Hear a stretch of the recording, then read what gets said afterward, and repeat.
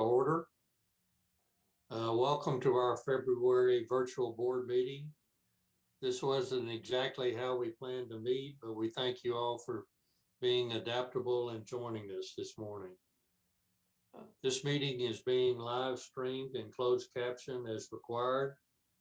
Regents, please remember to mute your microphone except when you are speaking.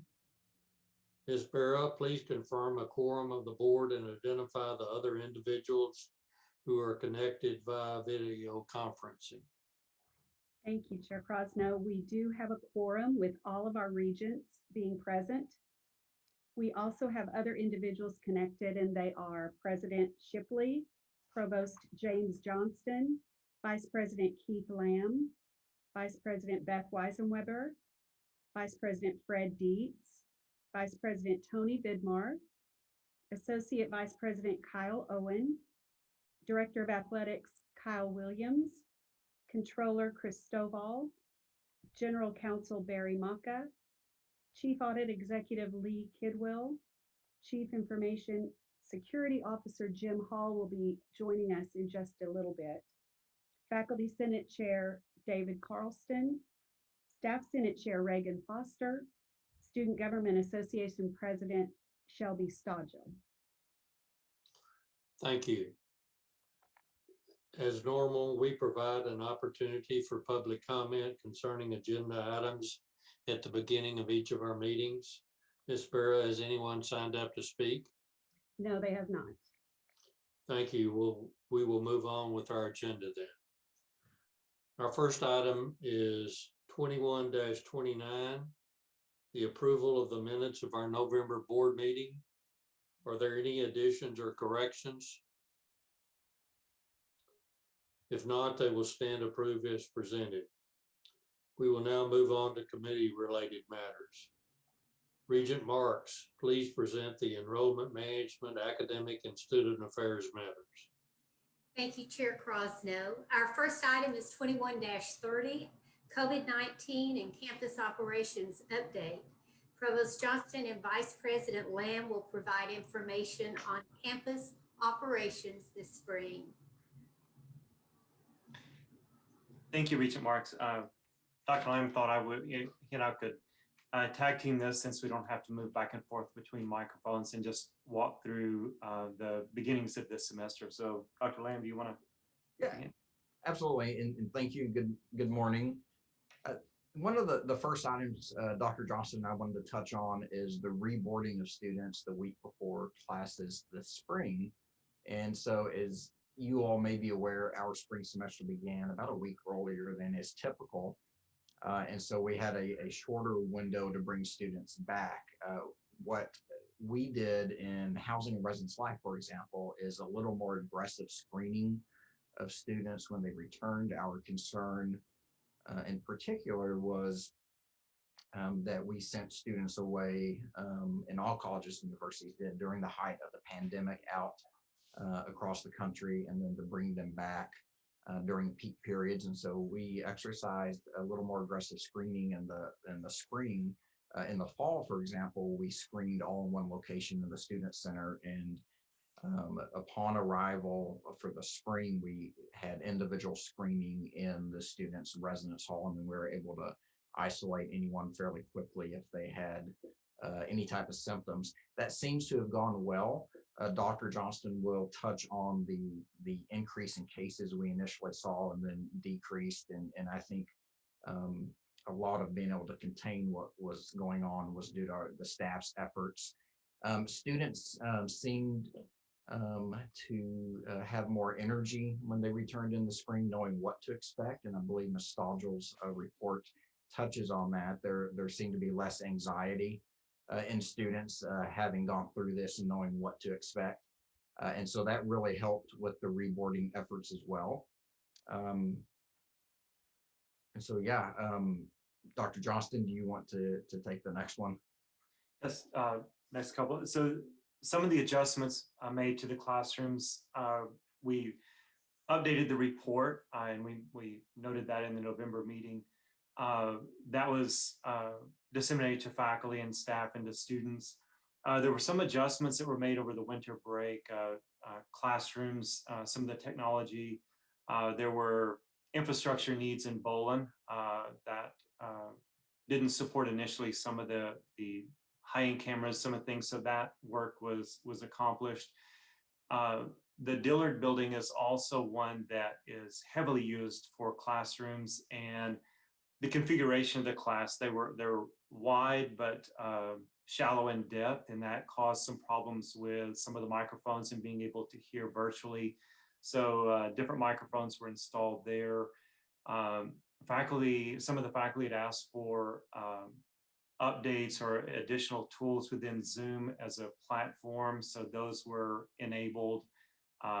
Instructions left for faculty on how to use those. So there are a number of readiness or preparation things that we did over the winter break. Continuing into the class delivery, as we noted, we planned that delivery in the same way we had in the fall.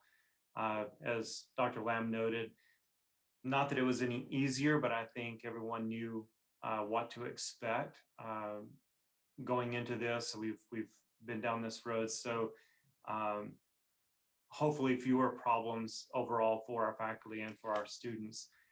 The settling in, I think, again, is a good way to note that. We also worked based on the information we received on expectations and etiquette for Zoom as a new platform. So this is an accommodation, not a convenience. So it's different stepping into the classroom. If you've prepared to deliver a subject face-to-face, you expect and plan for a certain dynamic.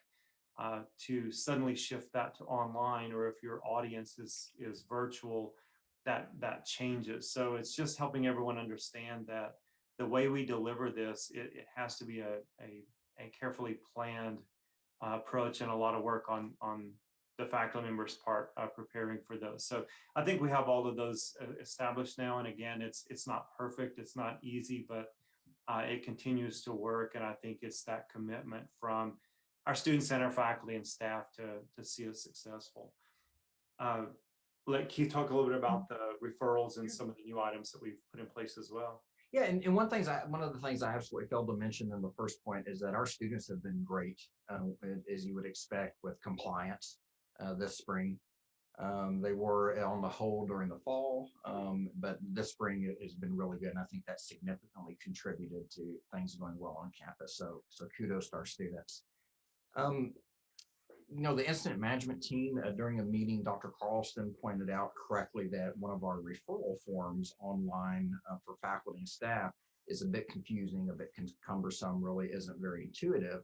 And so we worked to create a new referral form just for faculty and staff who want to refer a student. Maybe the students told them that they have been exposed or that they're positive, and that way the faculty or staff member can refer that via referral form, and then we can match it up on the back end to see if we did or did not receive a student report. So I think that was very helpful, and certainly appreciate Dr. Carlston letting us know that and helping us through that.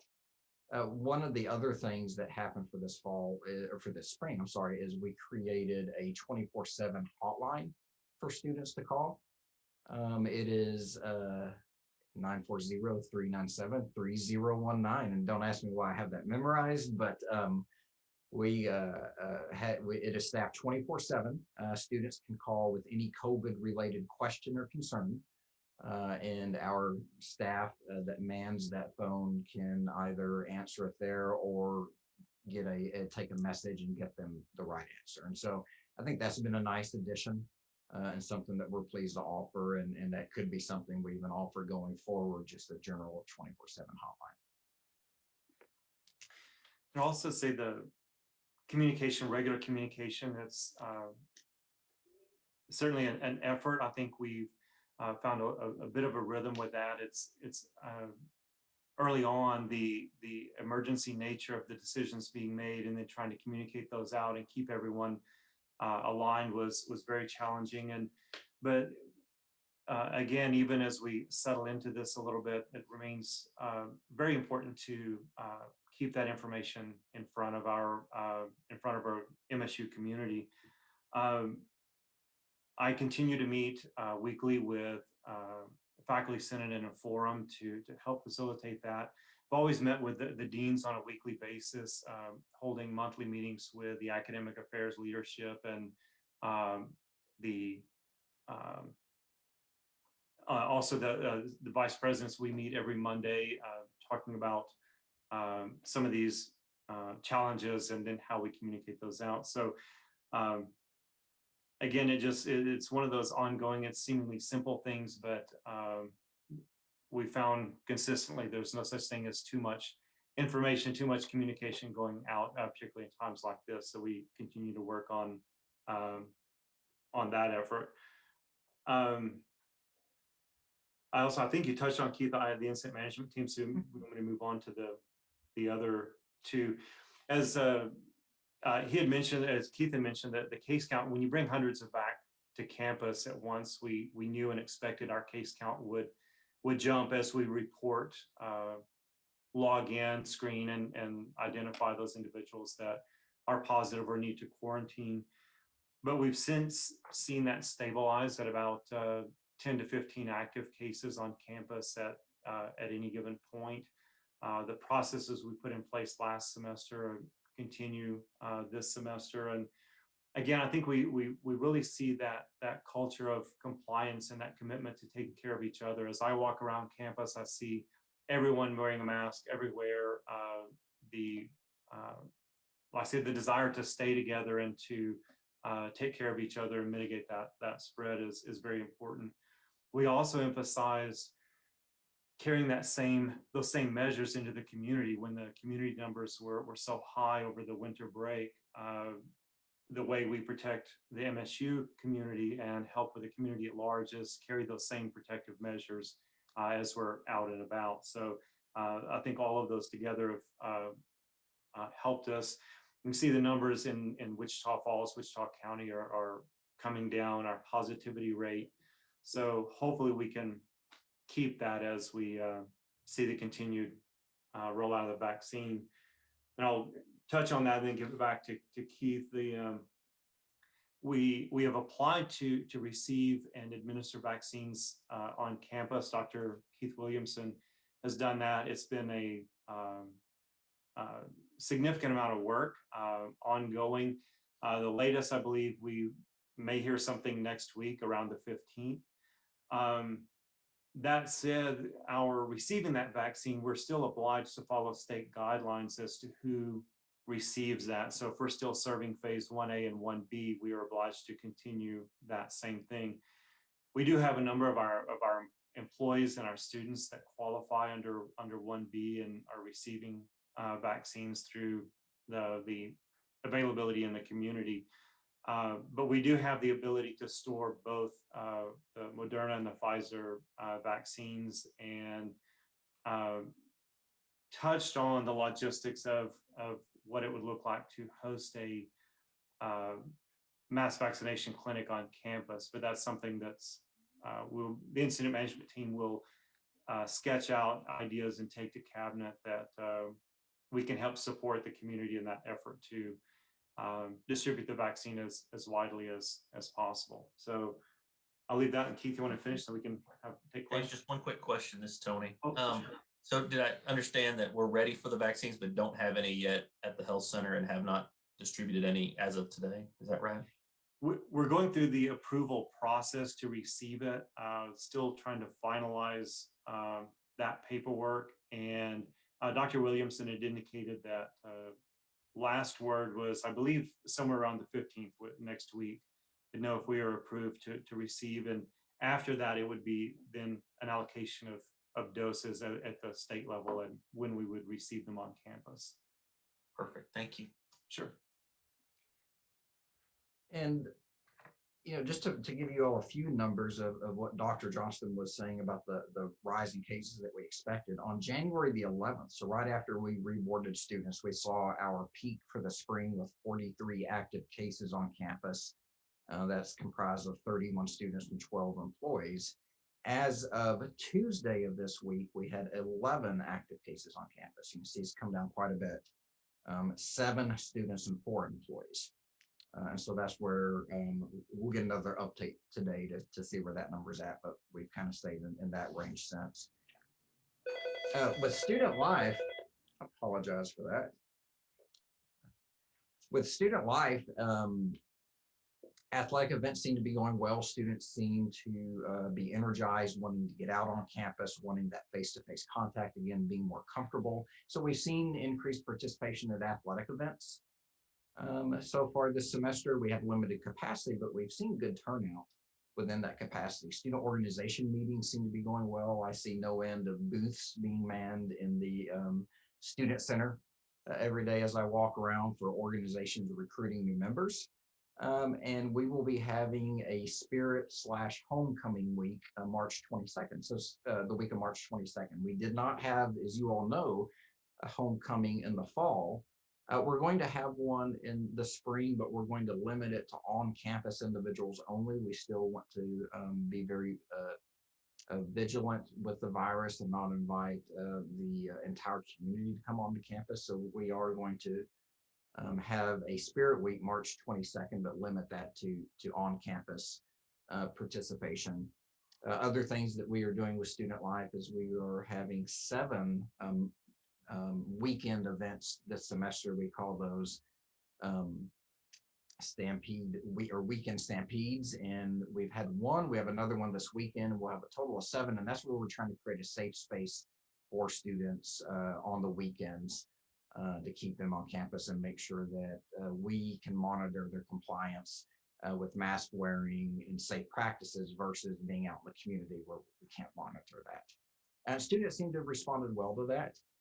And that is something I expect we would continue even after the pandemic ends. With that, Dr. Johnson and I would be happy to entertain any questions or, even any thoughts that you have on our communication and what we could include. Dr. Lamb, would you refresh our memory on how many dorm rooms you have set aside for that? Right. We have a total of 48 beds set aside for isolation purposes. As of Tuesday, we have 3 students in those 48 beds. And do you see freeing those up again and not needing that many? Yes, I don't know when exactly, hopefully this fall. I don't see it for this spring, but I'm certainly hopeful for the fall that we can. Any other questions? Well, we thank you both for the information that you've given us, and we also appreciate so much your full team doing such a good job of keeping our campus community safe. You have done an excellent job. Our next item is 21-31, Faculty Report. Dr. David Carlston, Faculty Senate Chair, will present the faculty report. Thank you. I certainly appreciate the opportunity to be here virtually. This is part of the norm these days, is to be flexible and to do things like this. So appreciate everybody who made this possible on such short notice. Faculty Senate has continued to meet throughout this semester. We recently went through and completed a review of initiatives and areas of focus in order to make sure that we weren't letting things fall off the radar due to COVID and other concerns. Obviously, COVID takes priority and making sure that we can safely deliver our courses for our students. But with that, we don't want to lose track of anything. As Dr. Johnston mentioned, he continues to meet with the Senate on a weekly basis, which has been extremely helpful to facilitate communication more quickly, make sure that concerns are being addressed. As Dr. Lamb mentioned, the incident management team has been extremely responsive to faculty concerns and needs. So greatly appreciate the work that they have done and continue to do for the university. A couple of things just of note. Last year, I believe it was last year, the board approved some funding so that we could pursue software to move some of our forms to an electronic version. We have an awful lot of paper that gets shuffled around campus, and we are continuing to, we're hoping to have that implemented really soon. We should be getting closer. We're we're hearing that we're getting closer to having electronic forms for things pertinent to the registrar's office in terms of course substitutions and change of majors. That we certainly appreciate everybody who's been involved in this process and the board's support of this. It's a point of frustration for students and faculty and staff alike when we're trying to chase down paper. So this will certainly facilitate a lot of things. We are the other kind of area that is kind of risen to the top is right now the tenure and promotion policy is currently under review. This is obviously of utmost importance to faculty, but not just to faculty, but to students as well. The tenure and promotion policy not only drives faculty behavior, but shapes really the academic mission of the university by kind of dictating what faculty do and how they allocate their time.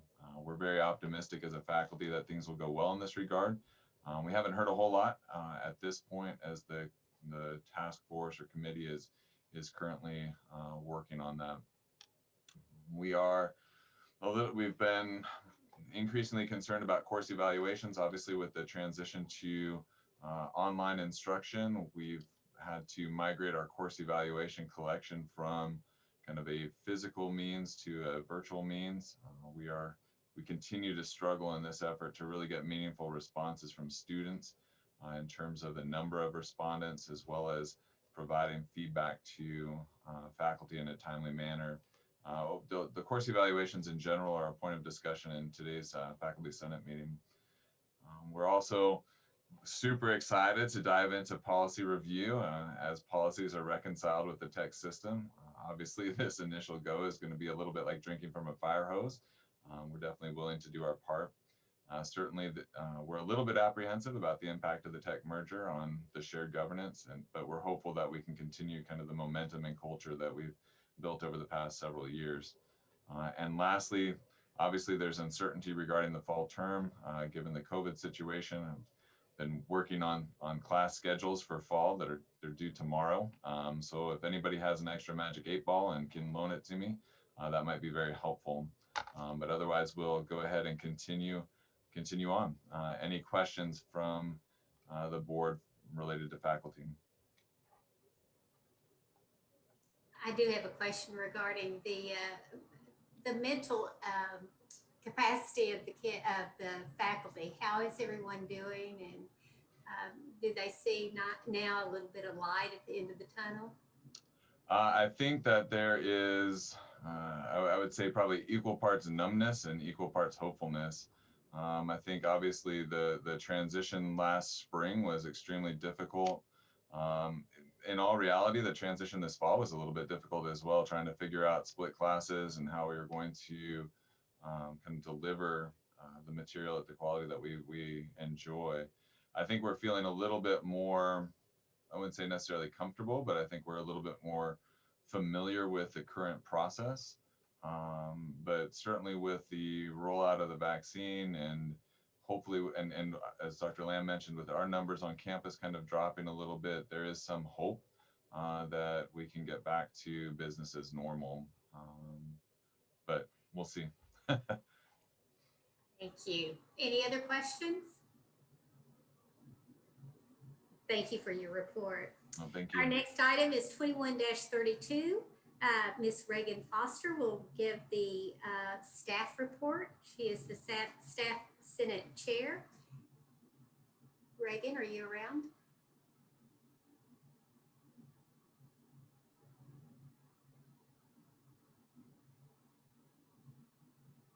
I think she's speaking, Debbie, but she's on mute. She may not be on mute. Reagan, you may need to turn up the volume on your computer.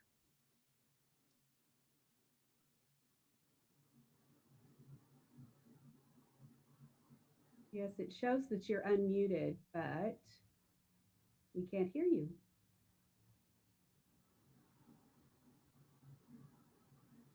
The volume button is bottom right, and it's got a little speaker. You just have to move it.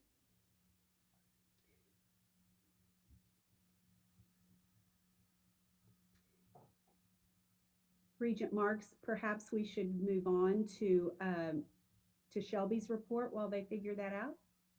Certainly. Item 21-33, Student Government Report, Ms. Shelby Stodgels, SGA report is shown in your board book on page 20, and she will discuss the highlights. Yes, thank you for having me come to the meeting and let me speak to you guys today. I'll just be giving a few updates to my report since I last wrote it, and just thanks to a couple people as well.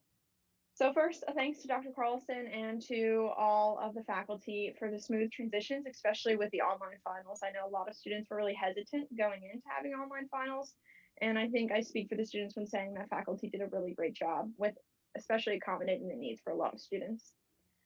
And then the next goes to the staff. So Ms. Reagan Foster, I just want to thank the staff for their hard work this semester, and especially keeping up with the cleaning procedures, hosting events, and especially in the upcoming semester, there's a lot of events plans that students are really excited for that I'm going to talk about a little bit later.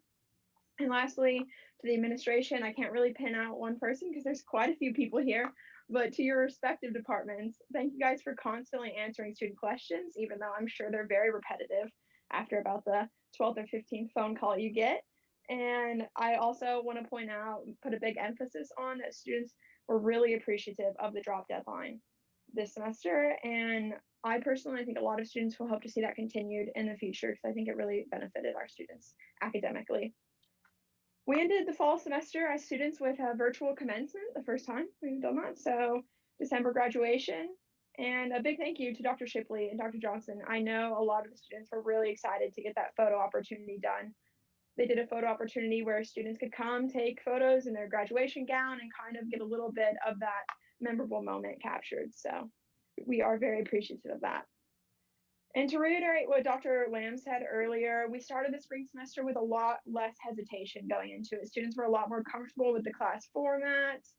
They kind of were aware of how their class structure was going to work. So I think that kind of kicked us off in a good position. And for SGA, we started our first meeting with Dr. Weber and Dr. Lamb, attending the Senate meeting to talk about student fees and tuition for the upcoming semester. And I was actually pleasantly surprised. There was a lot of student engagement at that meeting. Sometimes the Senate, they're just kind of there, but there was a lot of student engagement. It was really exciting to see. And thank you guys for answering those questions as well. But the big thing I'm really excited to report on you guys is under the upcoming initiatives that I have listed in my report. I have a lot of really exciting announcements and updates to make. So first, about the President's Networking events, that's moving along very smoothly. That's something I'm kind of taking under an SGA. We extend an invitation to all the presidents to kind of promote student organization collaboration. It's going to be a big dinner and hopefully a continued tradition that SGA hosts. The second is our COVID tabling. That was actually supposed to take place yesterday, but campus was closed, so we did not get to do it. But that kind of goes off of what the reopening task force did, of continuing this campus culture of wearing masks and following COVID guidelines. And SGA is kind of working through that by giving incentives to students. We have a bunch of water bottles, masks to give out to students. So hopefully we can redo the start of that here in the next upcoming weeks. The next big thing is our clothing recycling that's being done through SGA. I just got an email this morning actually from Mr. Park saying that the clothing bins are going to arrive on March 22nd. So we're going to use that as a way for students to put clothing into the bins. They're going to be out by the residence halls and either donate that to a local charity, or there's been talks about keeping that clothing on campus to give to students if they have any insecurities in those regards. The next most exciting update is our textbook initiative. I just got a report from our secretary that we have 100 textbooks that have been donated thus far, and those will all go to the library and go on course reserve. A lot of them are core classes, some of them are more specific, but 100 textbooks is a really big, I'm looking at the bin right now that we have, and it's really exciting that we got that many thus far. And then lastly, our diversity and inclusion committee was officially made a standing committee in SGA, so it will continue from years on. It was just approved by the Senate in the last meeting, and we have our new chair appointed as well. I'm very excited for her to join the cabinet. She seems like she's going to do a lot of great things. The last thing I want to talk about is campus climate. And so students are really excited for a lot more of the traditional events coming back. Like Dr. Lamb said, we're doing a spirit week that's going to have some more campus traditions. I'm on the planning committee right now, so we're kind of hashing out all those events and everything that's happening up. And then the weekend stampedes have also had a really high turnout this semester. And so I know students have been really excited. I think there's one almost every other week is my understanding. So that kind of is a good way to keep our students on campus and following safe practices and everything. And then for the student org events, we have a lot more student org events happening here this semester, a lot more planned. We have a lot of events happening right now for Black History Month that students are really excited to go to. And I think with the more traditional events that are happening as well, it'll be really good for our freshmen and our new students on campus to kind of get to experience what life is like at MSU and what they get to experience in the future. So I'm excited about that. And then the last thing I kind of want to talk about is keeping students on the forefront of our minds. I really appreciate the faculty and staff doing that with a lot of the decision making that's happening around COVID stuff and anything happening in the future. I can confidently say myself and the student body are excited for this upcoming year at MSU, the spring and the fall semester, and we're really looking forward to what all is in store, hopefully getting back to our new normal. But if anyone has any questions or anything like that, I'm more than welcome to answer them. Any questions? Shelby, I always look so forward to your report. And you're an excellent writer and speaker as well. So I look forward to hearing what your great things are going to be coming after this. So thank you. Yes, thank you. Any comments? All right, Miss Debbie, do we want to go back to Reagan or shall we move on? Yes, let's try Reagan again. Can you hear me now? We can. Good. Hello there. So if that's not an example of COVID being flexible in the pandemic, I don't know what is. So switching computers quickly and having Shane Perry and Jim Hall and Kyle all call and run in the office at the same time. So that's really an example of how the staff is working together during COVID. As of February 9th, this week, we have 413 staff members employed at Midwestern State University. These 413 staff members have a combined total of 3,595 years experience.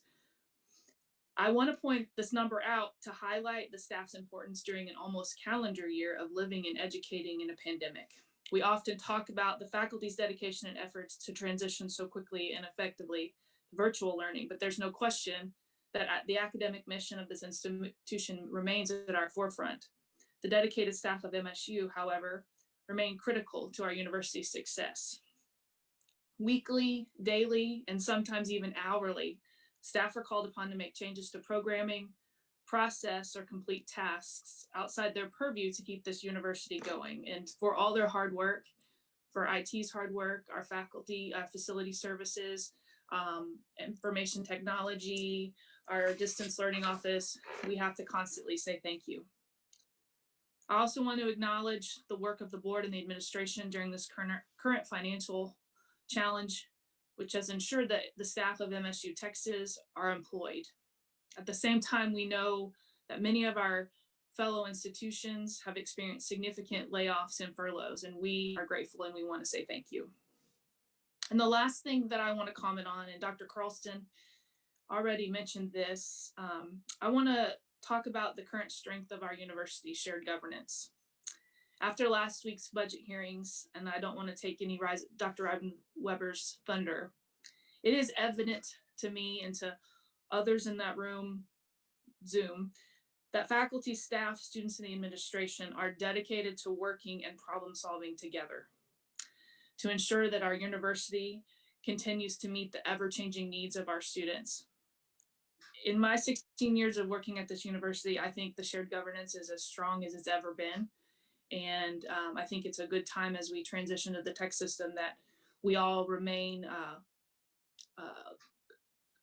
strong together as we move forward with what comes ahead. So any questions?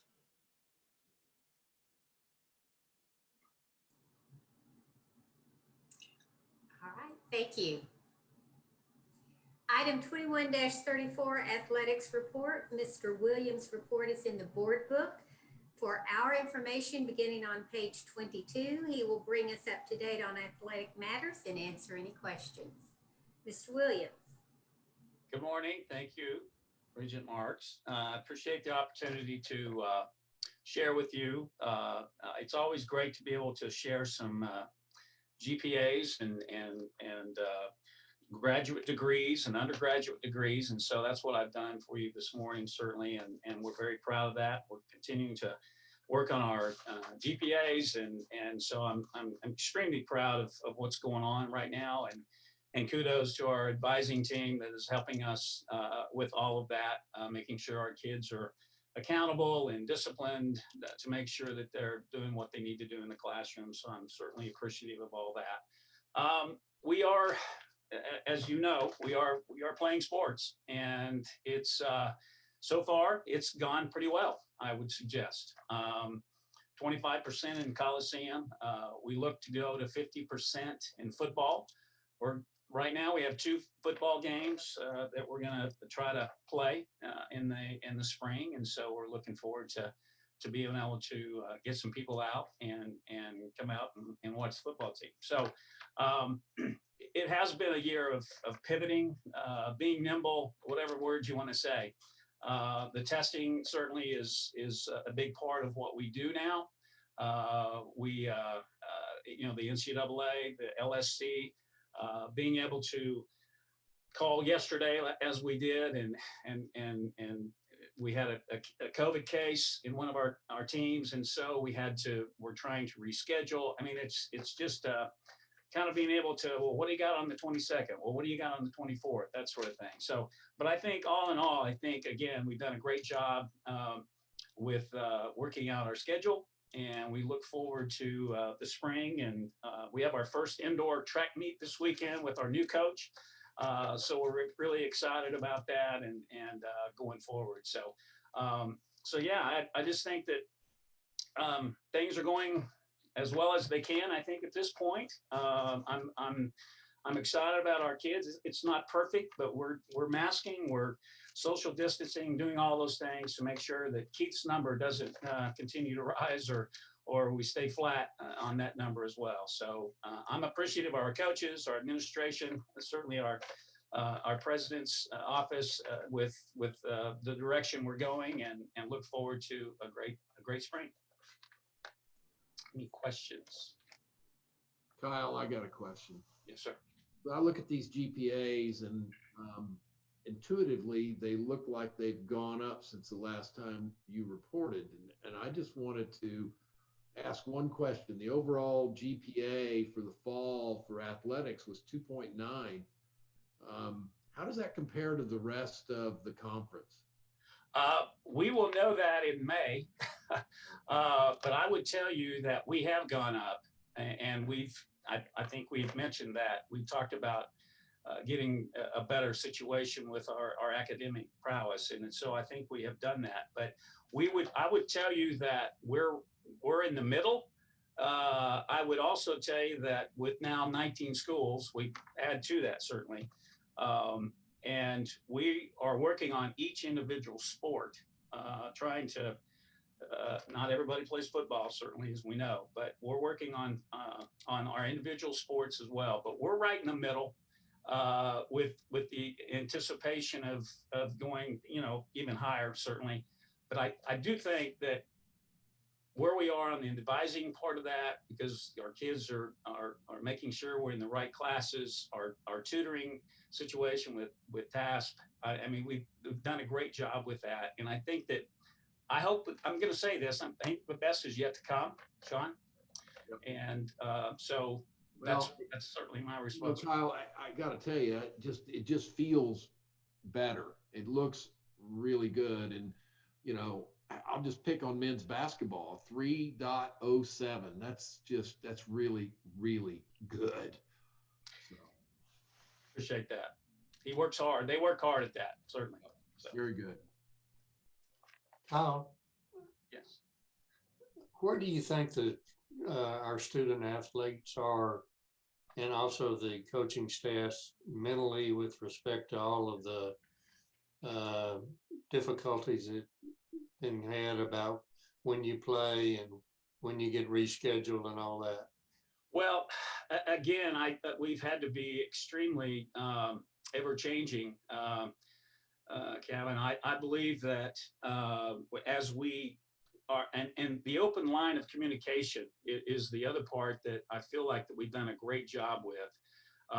knowing exactly what they're thinking.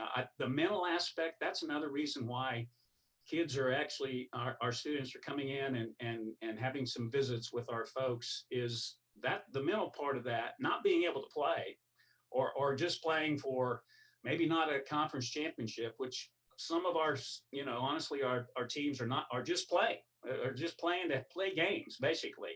So there's really not a trophy to go for, that sort of thing. The bottom line is they just want to play. And so whether it's 4 games in football or 7 games in soccer or try to get to 14 games in basketball, whatever the case, they just want to play. And I think that our coaches, again, I'll go back to those and their assistant coaches doing a wonderful job as far as keeping everybody up and what we're playing for. Basically, this is a free year. As you know, they can actually come back next year, and seniors can come back for another semester or year if they want to, based on the NCAA discussion and direction and decisions. So I think we've done a great job with that. Kevin, I think the line of communication is extremely good right now, knowing exactly what's going on with these kids. And don't get me wrong, we're not perfect by any means. But at the same time, I think we've done a great job with, again, the pandemic and the mitigating the disease itself. And so I think that's what you're seeing.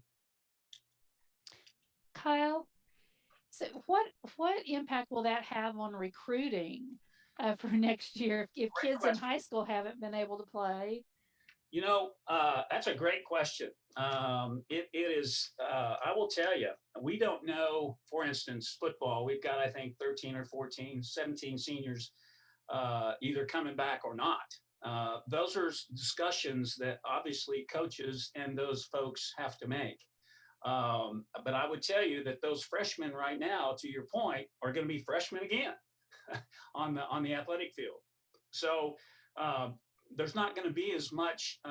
We didn't bring in as many recruits this year, to be honest with you, in football as we have in the past. Well, it's because we just have so much academic money, certainly scholarship money for these folks, and so the money, unless we go get it, is not going to be there. So those are some tough decisions sometimes that not only the graduate or the athlete has to make, but some of the coaches have to make as well. So they'll work together and if work things out.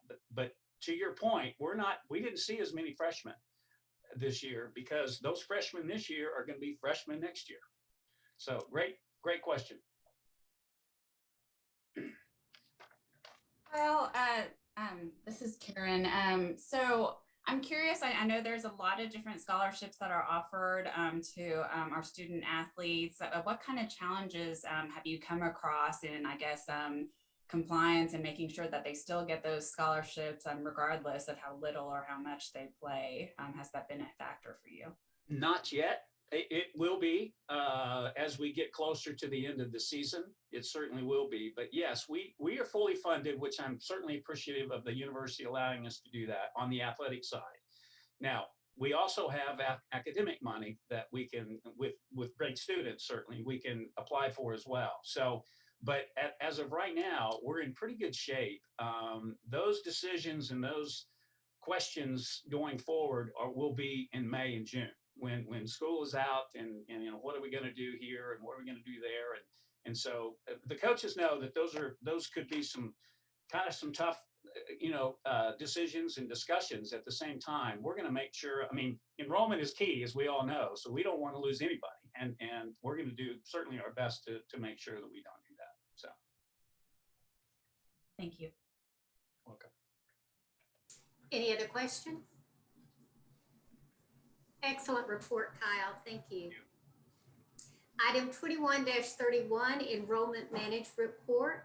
Vice President Dees' report is provided in the board book beginning on page 24. Mr. Dees? Thank you, Madam Chair. It's good to be here this morning. Yes, as Regent Marks indicated, the Enrollment Management Report is found on page 24. And the spring enrollment report is found on page 30 as well.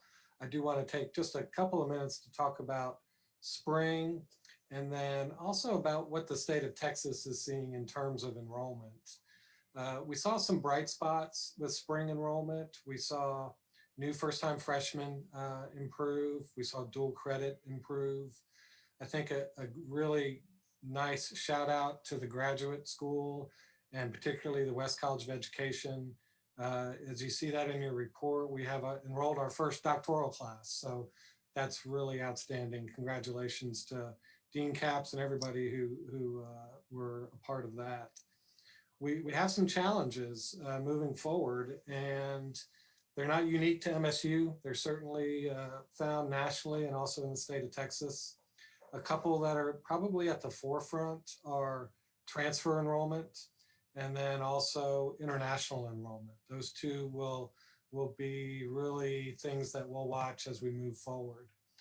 Within the state of Texas, there was a recent report put out by the coordinating board that highlighted some of the enrollment challenges. And I want to talk about a few of those data points that I think are going to impact a lot of schools. Overall, within the state of Texas, college and university enrollment was down about 3.6%. The biggest impact there was on the community college side. And so two-year public school enrollment was down almost 9%.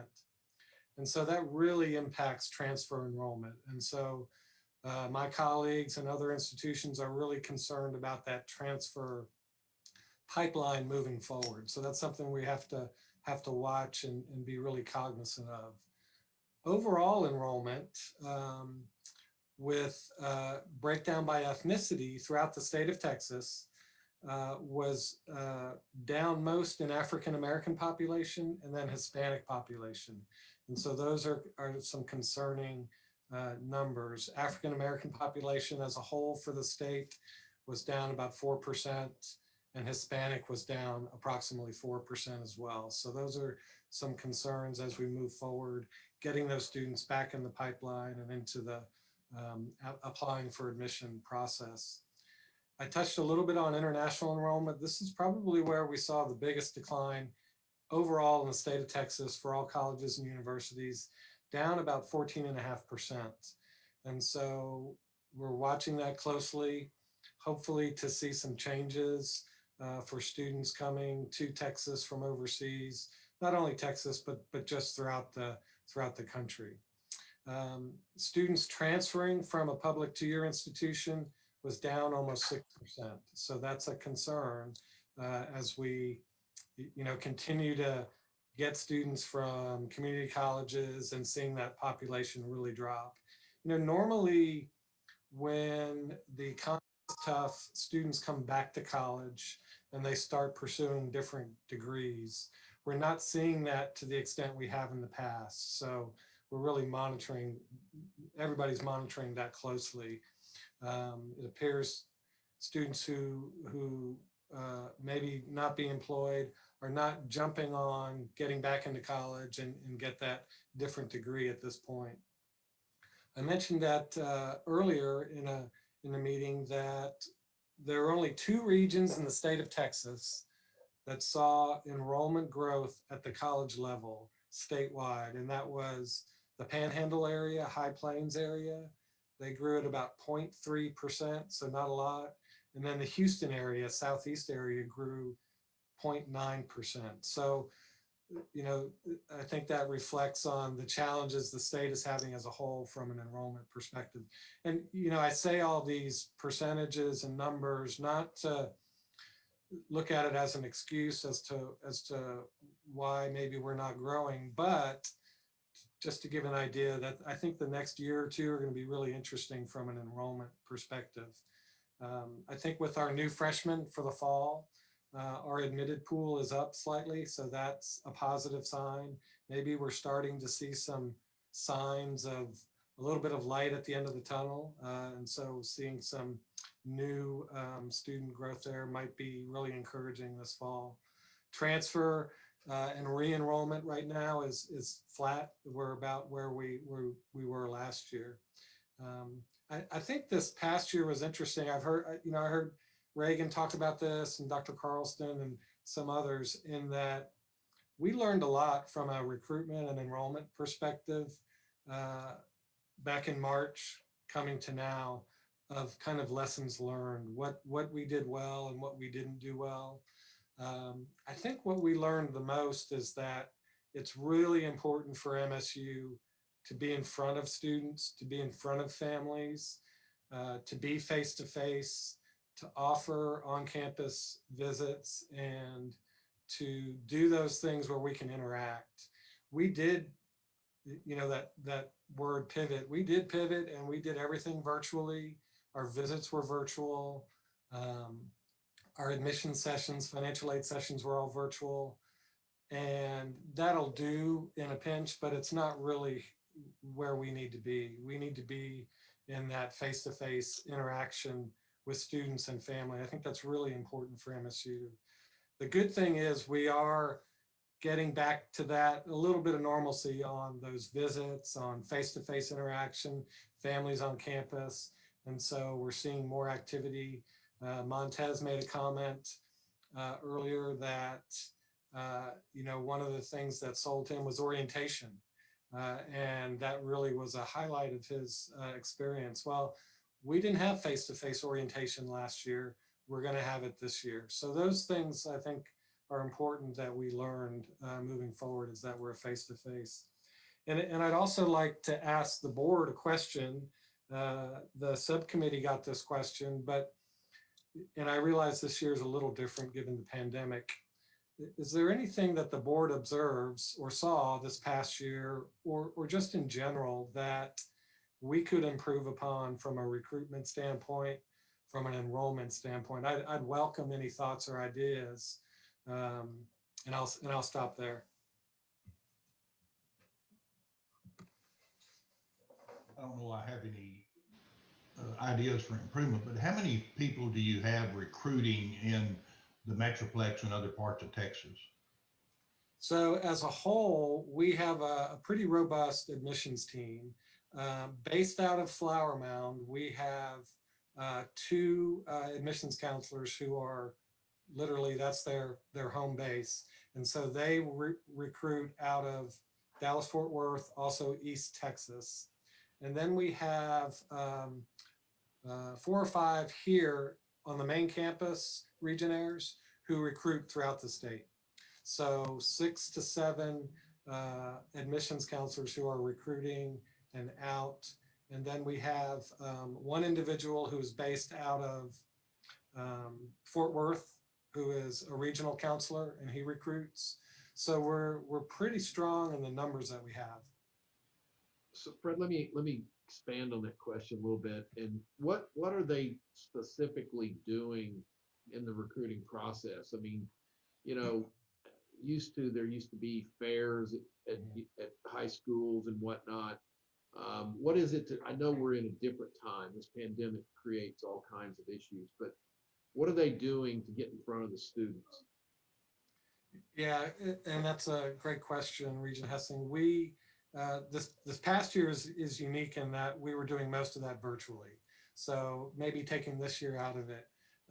Traditionally, the college fair program, the visits to high schools, getting in front of students. We also partnered with Dallas County Promise, which is an organization where we work with a lot of schools within the Dallas County area.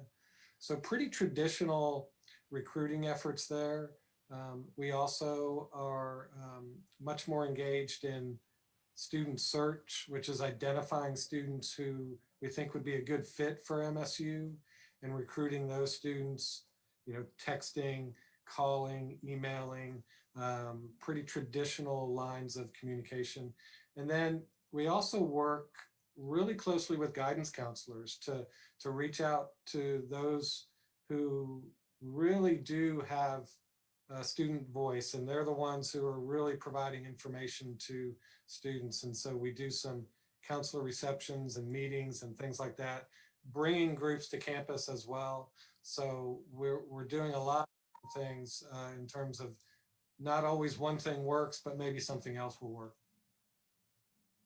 Fred, do you feel like you're adequately staffed to do the recruiting that Midwestern needs to grow our enrollment?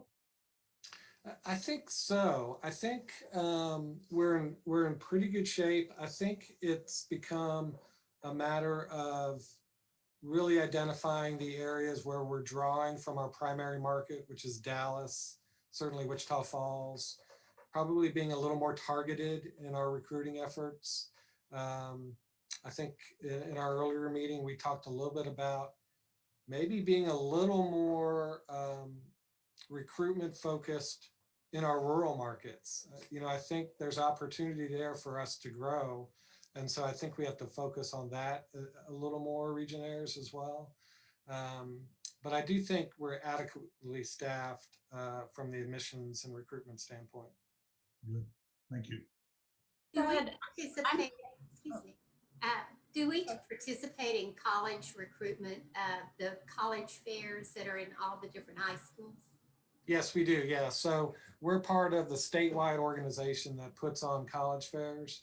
And so throughout the state of Texas, we participate in those, Dallas, Fort Worth, locally, and then in Houston, Austin, San Antonio. We also participate in Hispanic serving fairs. They offer those in San Antonio and Houston. So we do participate in all those fairs. And this year was a challenge there in that all those were done virtually.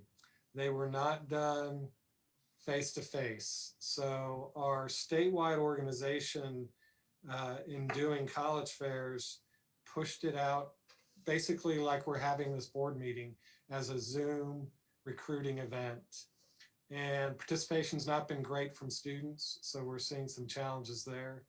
But short answer to your question, Regent Marks, yes, we do. We participate in all those fairs. Thank you. Karen, you had a question? Yes, I did. Thank you so much, Regent Marks. So Fred, I'm curious from like a benchmarking standpoint and kind of taking a look at what a lot of universities in our area are doing as far as being able to virtually recruit well. What have you seen that has worked well for others that we've been able to implement? What do you feel like works best for really giving students that experience of what it feels like, to be here and on campus, and obviously not, actually getting to be here? Yeah, and so it's interesting. I'm on a every other month call with colleagues at Texas Tech and also at Angelo State, and so we talked about this. What's working and what isn't. And there was a comment made in an earlier meeting that what works is when students are on that Zoom meeting and are kind of leading the recruitment discussion.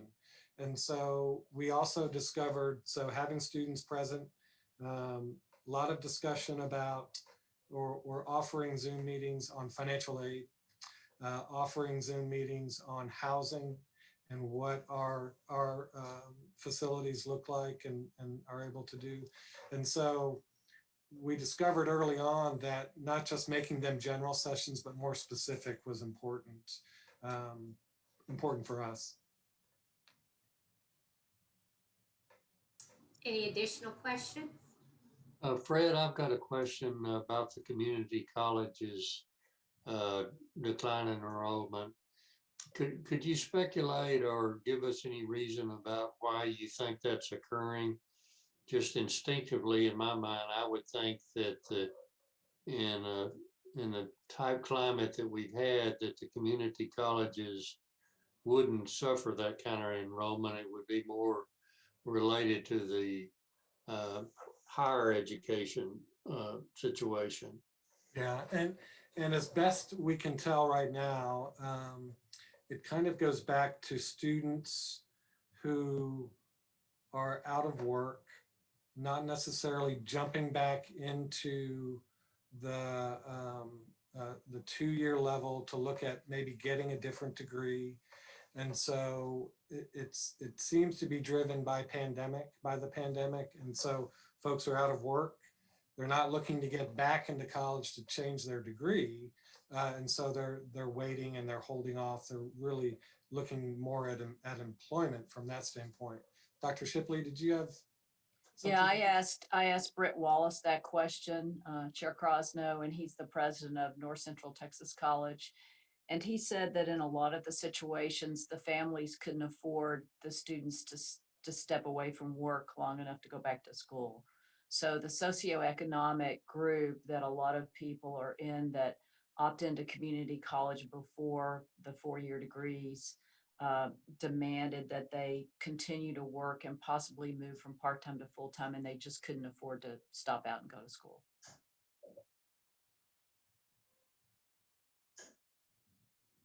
Regarding the community colleges, I know that we have offered the dorms to those that are at Vernon, and then they have the opportunity to transition into at Midwestern. How many have taken advantage of that? Do you know? So for the fall, we had approximately 40 students take advantage of that. And then for the spring, we had approximately 30 continue for the spring.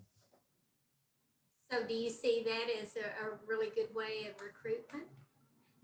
You know, I do potentially. That we have some hiccups with that moving forward, but yeah, I do think there's opportunity there for us to look at maybe changing that program a little bit or looking at something else as we move forward. But yeah, I did think that was a good opportunity for us. We may look at seeing if we can expand that to North Central Texas College and see if that might be an opportunity to get students connected, maybe through Flower Mound and even the main campus.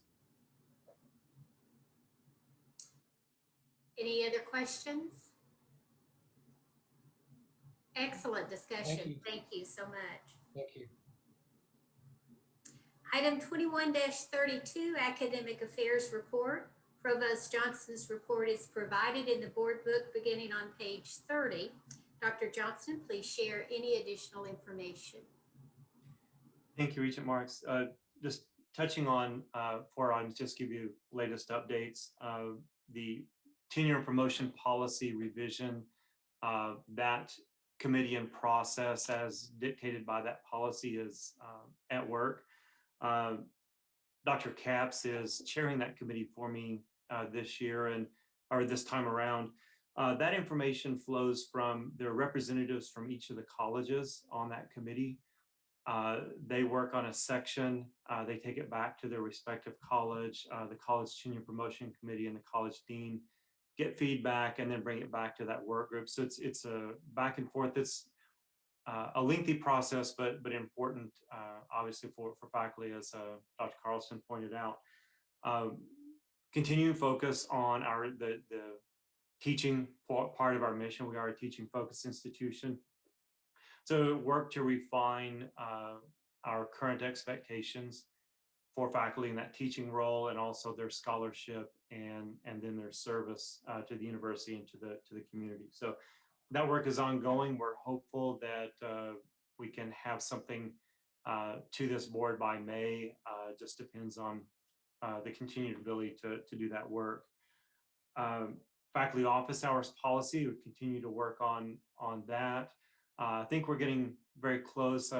Work between the deans representing the Academic Affairs Administration and Faculty Senate working, representing faculty. And that would seem to be a rather easy, straightforward, but some of our older policies in particular, there are overlap and implied areas. So we don't want to lose ground on some of the others. So this is really getting at what we expect for faculty for office hours dedicated to students. So again, we're making good progress there.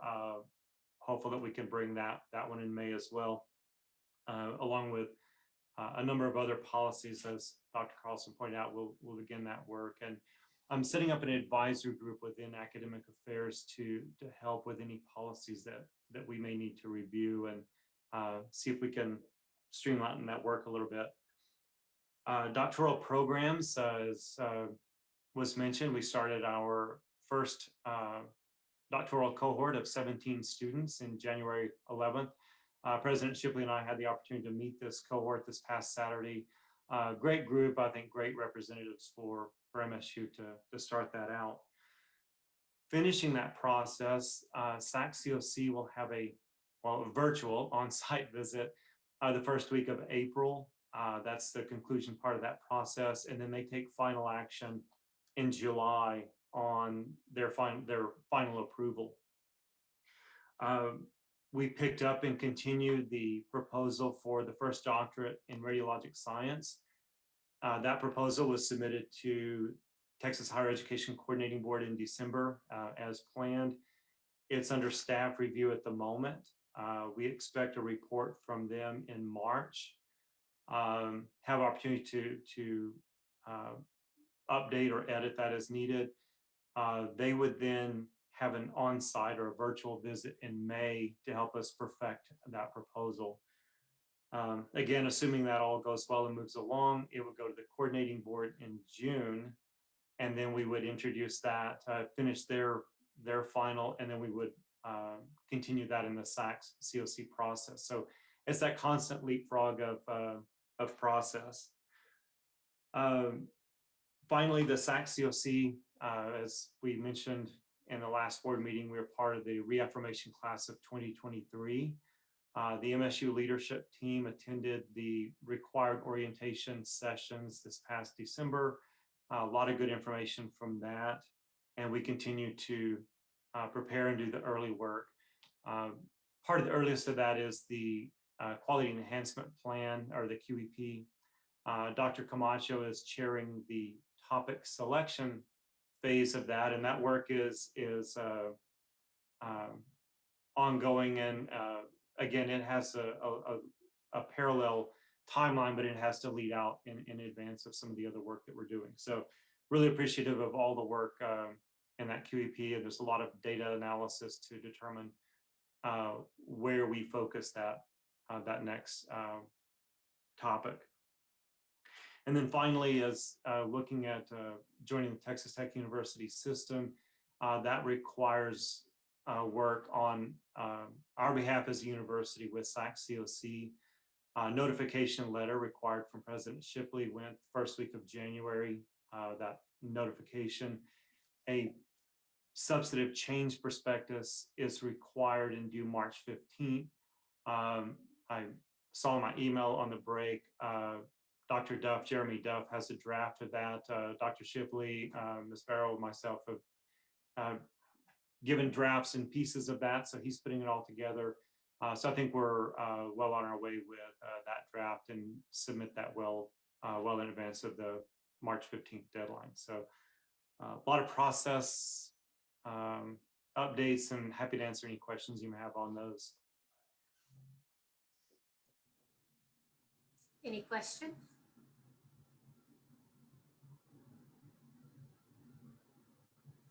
Thank you, Dr. Johnston. Excellent report.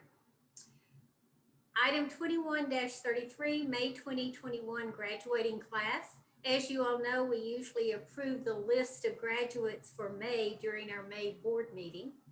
This year, the spring schedule was changed due to the pandemic, and students will graduate the week before our board meets. Our options are to authorize Chair Crosno and President Shipley to approve the list of candidates on the board's behalf, or call a special board meeting before May 1 to approve the list. My suggestion and recommendation is that we go with option 1, to authorize the chair and president to approve on our behalf. And I will open the floor to questions or discussion. I don't know if anybody's thrilled to have another board meeting, so Dr. Shipley and I will be glad to do that if that's the board's wishes. Do we need a motion? Yes, sir, I will do that after we discuss. Anyone else have any comments? If not, Chair Crosno, I move the board authorize you and the president to approve the list of May graduates as presented. We have a motion. Did I hear a second? I have a second. All in favor? Aye. Aye. Any opposed? The motion carries. Thank you. Item 21-38, proposed change addition to the core curriculum. The board book includes information about this change to the core. Provost Johnston, please review this item with us. Thank you, Chair Marks. This is actually a course that the board approved previously for the core. They have to be approved to serve in each section of the course. So this is in the foundational component area. There were some edits to this course, and now we're asking for approval to also submit this to the coordinating board for inclusion in the component area option, which is as close to the elective part of the core as we get. So in addition to serving the foundational area, would serve in the component area optional elective. So slight edits to the course, and then if this is approved here, we would submit this back to the coordinating board for inclusion. Any questions? Chair Crosno, I move the board approve this change as presented. We have a motion. Is there a second? Second. All in favor? Aye. Aye. Any opposed? Motion carries. Item 21-39, Wichita Falls Museum of Art at MSU. Ratification of artwork accessions. The board book includes information regarding a piece of art that has been recommended for accession to the museum's permanent collection. You can find the artwork on page 31. The Museum Advisory Board previously approved this action. Are there any questions regarding this item? If not, Chair Crosno, I move the board ratify this action as presented. Once again, we have a motion. Is there a second? Second. All in favor? Aye. Aye. Any opposed? Motion carries. Regent Marks, is there anything more to present? No, sir, there's not. Okay. We will now move on to the finance and facilities matters. Regent Ayers. Thank you, Chairman Crosno. Our first item of business is item 21-40, summaries of financial support and campaign update. Before Vice President Vidmar reviews these reports, here are highlights of gifts received since our last meeting. The Gordon T. and Ellen West College of Education has awarded a grant of $260,000 from the West Foundation for the Physical Education Laboratory, graduate and undergraduate scholarships, faculty development, the West Foundation Distinguished Professor, and the West Professor of Educational Leadership, the West Special Education Stipend, and the West Dyslexia Stipend. Following the Cadane Foundation's liquidation, the Museum of Art at Midwestern State University received $10,000, and the Lamar D. Fain College of Fine Arts received $60,000. MSU Athletics received $15,000 from Standard Sales Company, LP, for their 2020-2021 sponsorship. Mr. Michael Reswig donated $10,000 to the Kenneth and Mary Kay Reswig Scholarship to be used for general assistance scholarships for students needing financial assistance to complete their college degree. Pratt & Whitney awarded the McCoy College of Sciences, Mathematics and Engineering $7,500 for science, technology, engineering, and mathematics scholarships. Mr. and Mrs. Robert Gunn, Mrs. Peggy Kimball, and Mr. and Ms. Charles Gibson each contributed $5,000 to the President's Excellent Circle. We are grateful for the continued support of our community, faculty, staff, alumni, foundations, and friends. Vice President Vidmar, please review your reports. Thank you, Chairman Ayers, and appreciate that opportunity. As we've discussed, before with the board, the Boundless Opportunities campaign is really, we're fortunate and blessed to see going as planned in many ways. We saw our big gifts come in the first years. That leads to cash flow from the pledge streams, and that allows programs and other initiatives to be scholarships, other initiatives to be commencing on the university.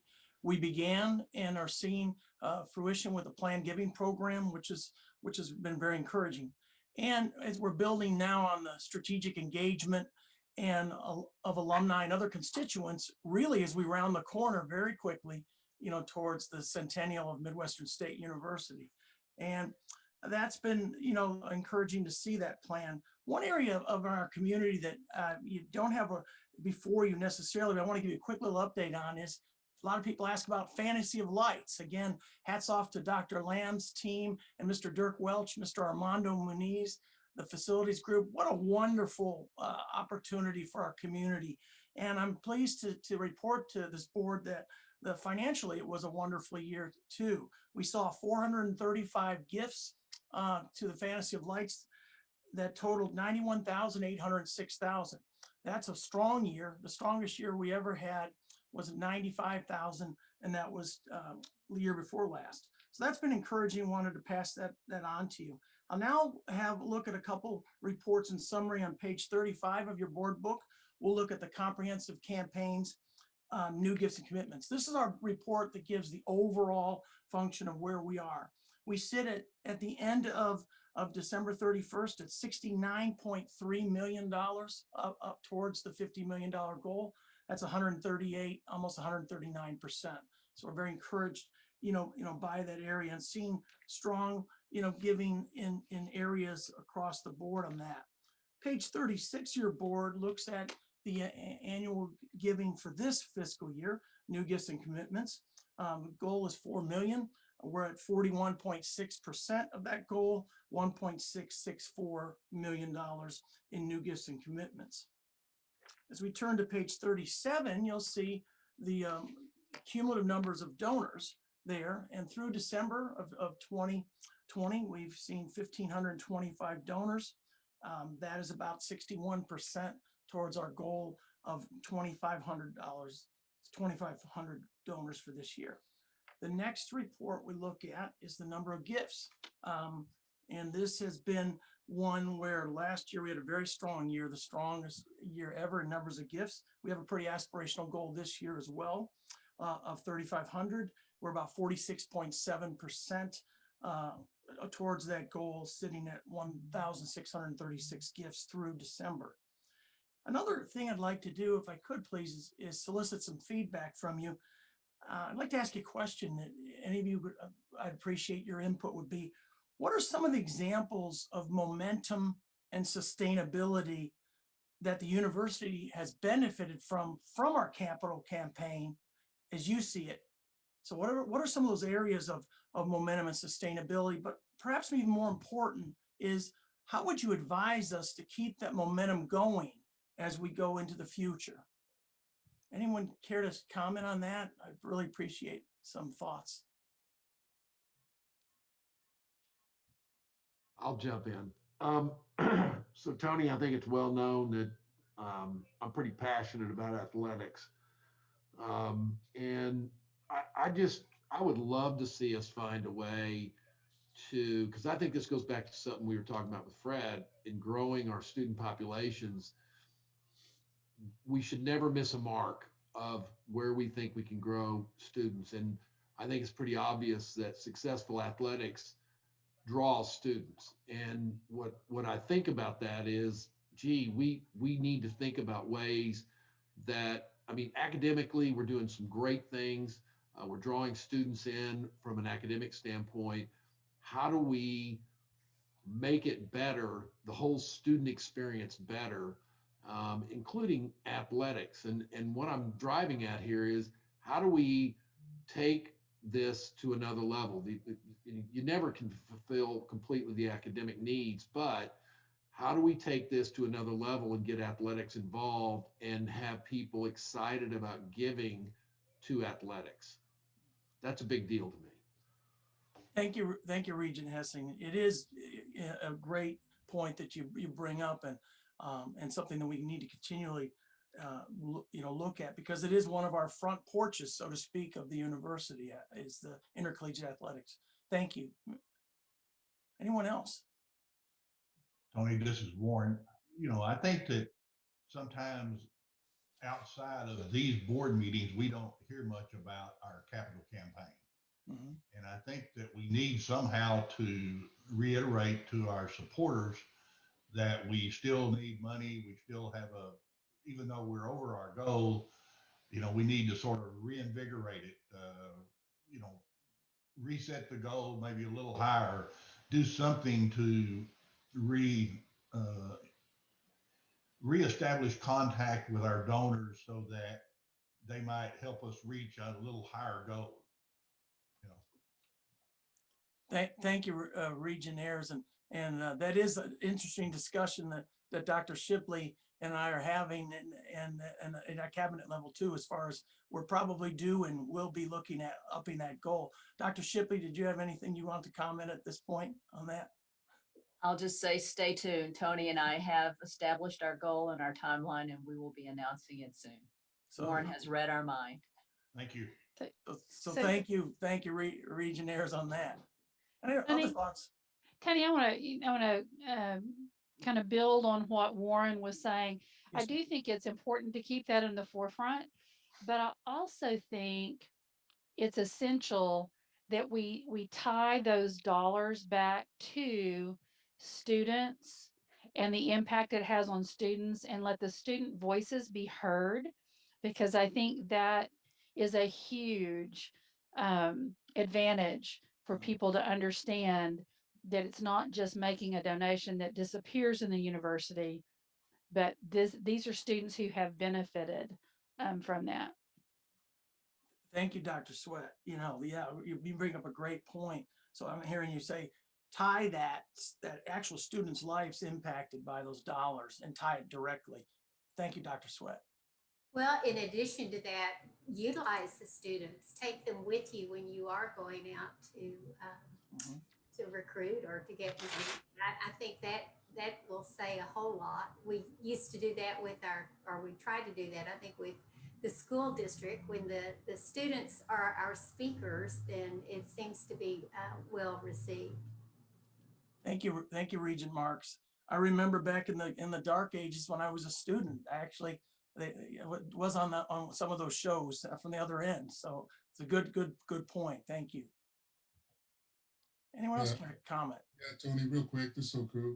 Yes. I was going to agree with what Shelley just said, and Nancy, took the words right out of my mouth. I really agree. If there's a way that they can hear from the students on how they have been impacted, that'll be huge. And the second part is, I also want to, I'm really happy with what Sean just said, because I think athletics is really, really key to this university. So every time, whatever sport it is, once you mention Midwestern, we're at the top somewhere. And I think if we can get successful athletic programs, I think it would really help us also. So just looking into how we can recruit, the right students, like I mentioned earlier in our other meeting, the students that want to come here, that want to stay here for 4 years. Necessarily, they may not be the best player coming in, but we see the ability that they will have to grow them.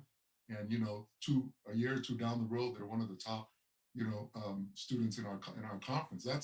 That can happen too. So how much effort, what we need to do to take that next step in athletics, I think will also be huge for us.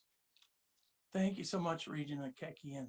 And I'm sure Mr. Williams is smiling at these comments. The good points we were talking about, the importance of athletics. Anyone else before we move on? Well, thank you so much. Really appreciate the guidance and direction of this board, starting back in 2016 when we launched the university's first comprehensive campaign, and appreciate these thoughts on how we can improve it. That is the end of my presentation, unless there's any other questions. I was just going to say, Tony, thank you for your appreciation to us, but thanks for you and your team and the work you guys have done. I mean, the numbers are remarkable over the last few years, and we always want more. We really rely on our local people, donors, foundations, etc. But you know, it looks to 69 million is wonderful. So Thank you so much, Regent Fidelli. Appreciate it.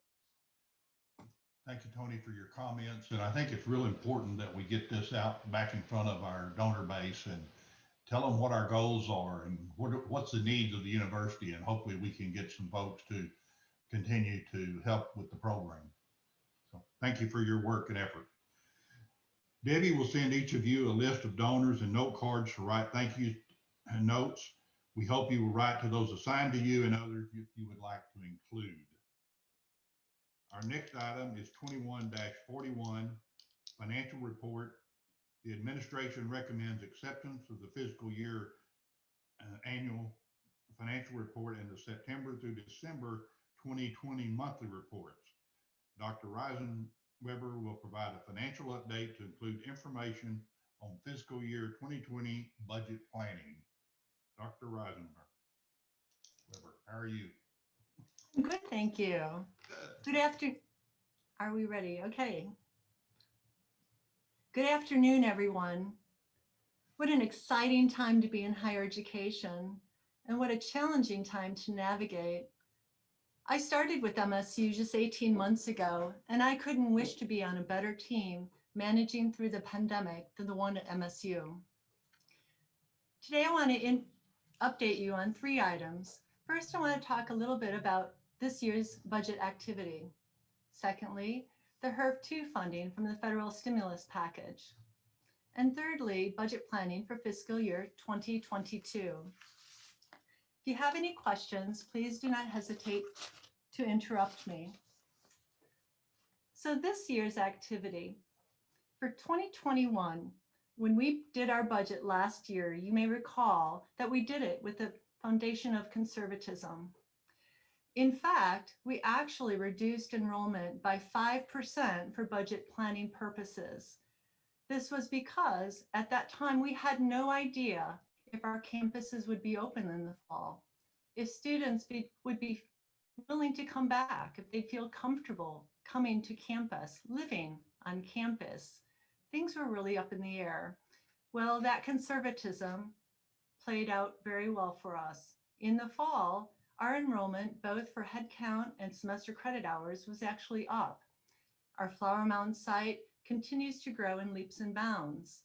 For the top fall term, in particular, we had a net revenue pickup on tuition and fees of $233,000. On-campus living and dining, however, was impacted adversely because of COVID. We actually had a shortfall of about 110 students. But when you think about it, even the idea that 1,500 students returned to campus is phenomenal. The first year, new international students, they typically live on campus when they come to MSU. But if you recall, our borders in the United States were closed, and these students couldn't get visas. Additionally, our domestic first-year students, they took a wait-and-see approach. They didn't know if they wanted to come to campus and attend virtually, because they didn't know if instruction would be on campus. In terms of expenses, overall, we're running under budget. This is particularly true in terms of non-personnel costs, such as travel, maintenance and operations, utilities, and capital outlay. And where on the screen you'll see that I'm projecting a budget balanced, I'd actually say our commitment is a balanced budget. That's part of our fiscal responsibility here at MSU. Now, given the pandemic, that will require that we have careful and continued monitoring through the year. On the next slide, we'll talk about HERF-2 funding. HERF stands for the Higher Education Emergency Relief Fund. This was part of what you may hear, CARISA, which was the Appropriations Act of 2021. It was signed into law December 27, 2020, and provides substantial resources to MSU, both for its students and its operations. In fact, our total grant award is almost $7.7 million. $2.2 million will be allocated for our students in the form of aid. They can apply it to their student accounts, or they can use it towards emergency reimbursement of costs they've incurred related to the pandemic. Tomorrow, a task force will begin its planning for how to disperse those funds to our students. Additionally, the institution will receive almost $5.5 million. This will allow us to recover lost revenue. It will also help us to reimburse ourselves for costs related to COVID-19. I would like to share with you a few examples of such costs that you may not think about, but are actually very expensive. The first one is added section planning in order to social distance in classrooms. We've had to hire more adjunct faculty and engage our full-time faculty in overload because we had to have more sections just to allow our students to spread out in the classroom. Our provost, Dr. Johnston, can attest to the impact this has had on his budget. Additionally, with COVID-19 tests for our student athletes, that is very expensive.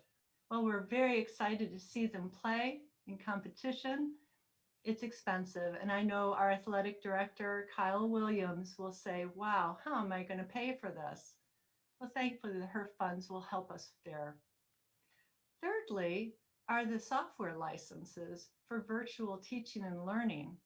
Just think, a year ago, we didn't use Zoom very often, but today, that Zoom license allows us to have our board meeting virtually. So the HERF funding is really a wonderful support to help us navigate through this pandemic. On the next slide, I'm going to talk about fiscal year 2022 budget planning. The Budget Oversight Committee is something I've talked to you about in previous presentations. Its membership is comprised of folks across the institution. We have faculty senate members, staff senate members, student government leadership members, a cabinet member, and our budget team. And the Budget Oversight Committee, I have the honor to chair. As Ms. Reagan Foster mentioned earlier, we think this Budget Oversight Committee is a testament to shared governance at MSU. Last week, the Budget Oversight Committee hosted budget hearings or presentations for 2.5 days. We had department heads and cabinet members share with us their strategic vision and initiatives. They talked about their accomplishments. They talked about their best practices. They also shared with us how they're furthering inclusivity at MSU.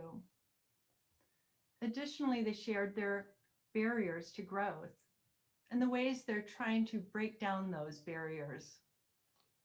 And finally, they shared with us their budget asks, what budget investments they wanted. And at the same time, they told us the ROI on those investments, the return on investment, how it was going to grow further for MSU. Besides the operating budget, HEAF is another source of important funding to MSU that the Budget Oversight Committee will deliberate on. HEAF stands for Higher Education Assistance Funds. We receive a little more actually than $4.9 million a year from the state for projects on campus, facilities projects, renovations. We can use these dollars for equipment, for cloud-based software, many things that have that longer term life. And so what the Budget Oversight Committee is going to do is they're going to think about this in a 3-year lens. They're going to look at it long term. So can you imagine $4.9 million each year for 3 years? If you think of it that way, the strategic impact that can be had with those dollars is really exciting. And so I look forward to deliberating with the Budget Oversight Committee in that regard. So next steps, the Budget Oversight Committee will meet next week to consider those presentations they heard, to think about the themes and priorities, because they are there and we did hear them. Different divisions had the same ideas of what was important to MSU going forward. And I'd like to pause here a moment because I would really welcome regents sharing their ideas of what's important to them so that I can take this back to the Budget Oversight Committee to inform their work as they deliberate in building the next year's budget and beyond. So if anybody has an idea. Dr. Weisenberger, I have a question on the allocation of the 2.2 million that goes to our students. How is that allocated to each individual student? Is it a fixed sum or is it based on some percentage of something? How does that work? Yes, Regent Air. Actually, what we're going to do is that will be part of the planning. We have latitude to determine how to do that. So we've been modeling different scenarios because we want to take into consideration the financial ability of those students. We want to think about if, like the Pell eligible ones, I know the federal government, the U.S. Department of Ed really wants us to think carefully and help those with greater need, more so than those with lesser needs. So we're looking at different ways to take the $2.2 million and apply it to the eligible students in a way that's equitable. And you mentioned in your report the additional software that we've had to acquire, the licenses we've had to buy, et cetera. Do you have any idea about how many dollars we've spent on that in the last fiscal year? I would say for the software licenses, it's about $100,000. You can imagine online proctoring. I mean, certain things that we've never really needed to do before, but are really helping us navigate the pandemic. And what are the ongoing costs of that software? Do we pay annual fees of about 100,000 or is? You know, I don't know the answer to that, but I wouldn't be surprised if it is in 100,000. The Zoom license, for example, is about $20,000 a year, and that continues every year. And of course, licenses tend to increase. But I will have more information and I can bring it back at the May board meeting. And one more question in that regard. Do you have any idea how many dollars we spent on the actual physical hardware, cameras, microphones, et cetera? You know, we spent, yes, we spent probably $200,000 to $300,000 on that in this last CARES iteration. Okay, very good. Thank you. You're welcome. Barber, just a quick question to follow up on Warren's question related to that student aid. Do you have any anticipation of how far that'll reach or the number it'll serve? What are your thoughts on that? Yes, in our initial modeling, we actually think that this will benefit perhaps as many as 4,800 students. Wow. The CARES Act was more limited because it didn't allow us to have our full-time online students benefit, but this time they can too. So we're excited about that. Yeah, and then moving over to the Budget Oversight Committee, thank you for your chairmanship or chair of that committee for sure. Talk about it from a global, but obviously we're still considering, the moving forward right now with the merger with Texas Tech, depending on the legislature and their actions over the next few months. But talk just from a high level view, how that, if you guys have had some interactions with Texas Tech University, how that interplay has been.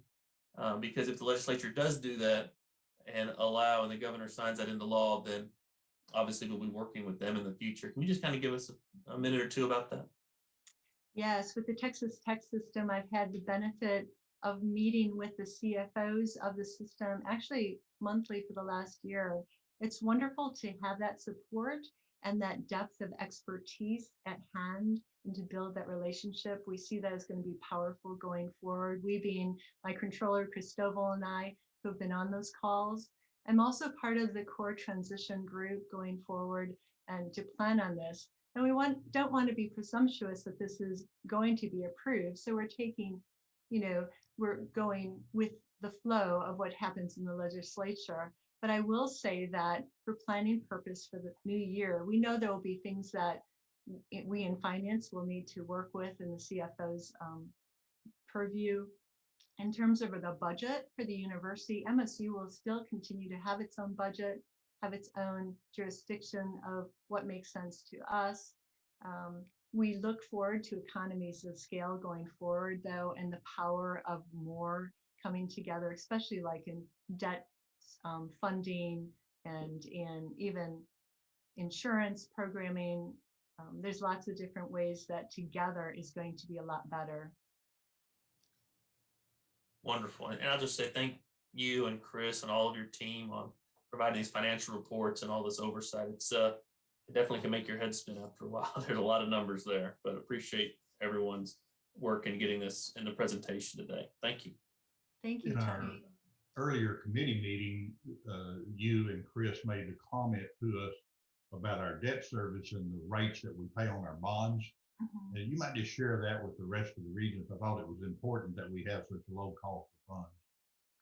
Yes, when we went out to market in 2016 with our debt service on the new Centennial Hall, plus it had a little bit of refunding within it, our rate, the all-in rate, was a little bit over 2.6%. And when you're thinking like $78 million, 2.6% is pretty terrific based on our own credit rating.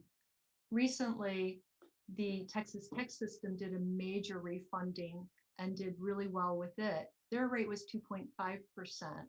So we felt really good that our rate was very competitive and that, I mean, I take no credit for that because I came afterwards, but it was outstanding.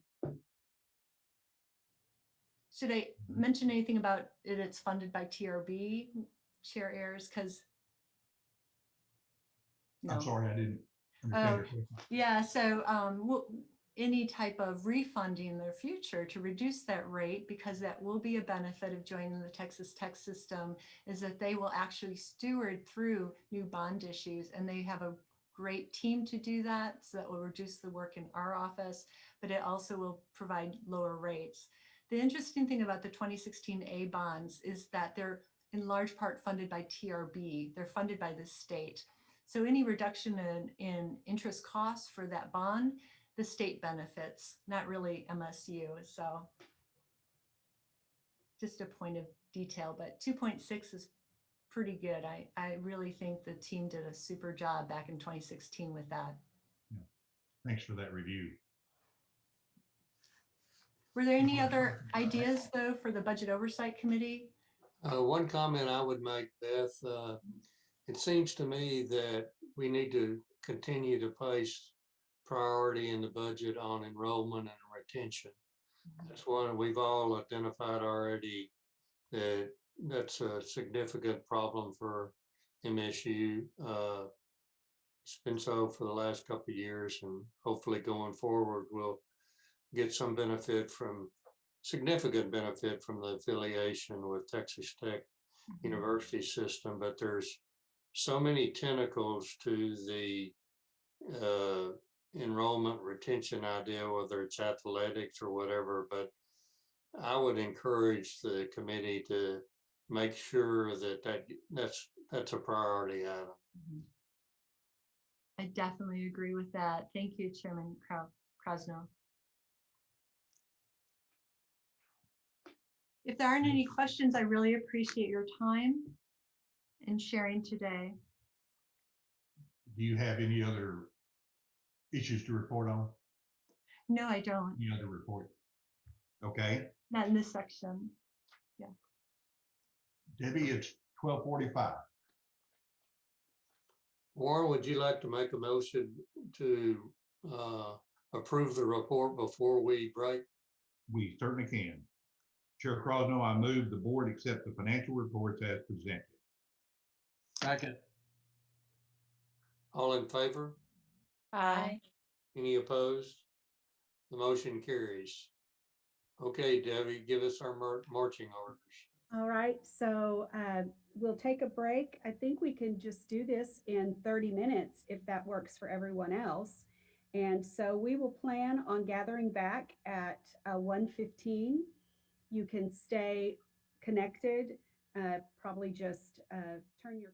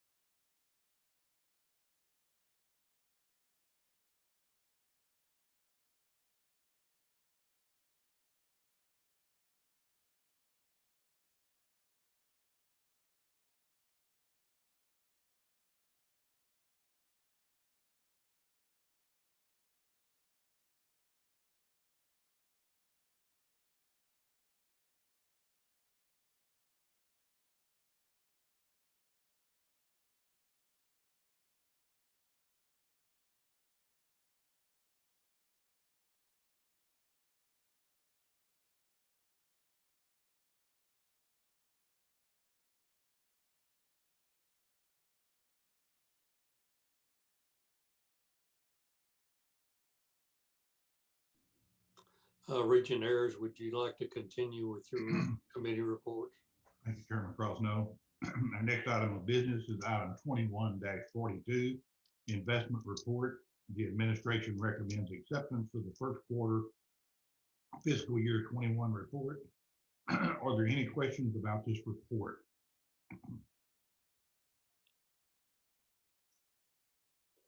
Hearing none, Chair Crosno, I move acceptance of this report. We have a motion. Is there a second?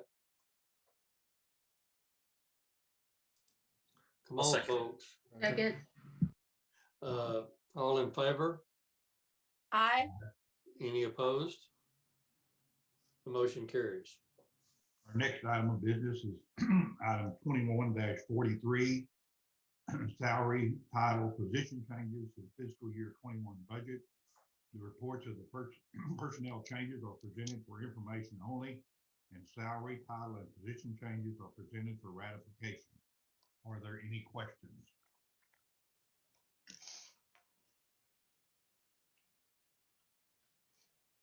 Hearing none, Chair Crosno, I move the board ratify these changes as presented. We have a motion. Is there a second? A second. All in favor? Aye. Any opposed? Motion carries. Items 21-44, information technology presentation. Chief Information Security Office Jim Hall will present an overview of the university's information security activity. Mr. Hall. Yes, thank you, Regents. First of all, I'd like to say a very chilly good afternoon to everyone, and thank you for this opportunity to speak to you about the activities we've been involved in this last year with regard to information security.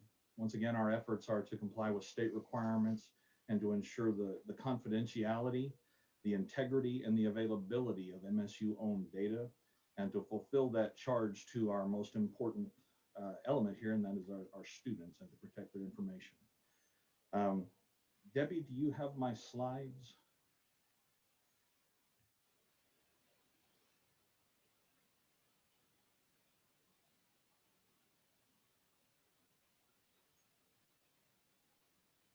Otherwise, they do begin on page 106 on the board book, but Sorry, I'm just having a little technical difficulty that's of my own making. And it's going to be, hold on.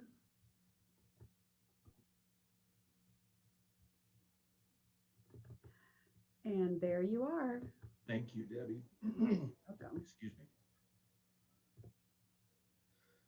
Okay, the activities that you see in this list are the activities that we engaged in 2020 and early 2021, and will continue on through 2021.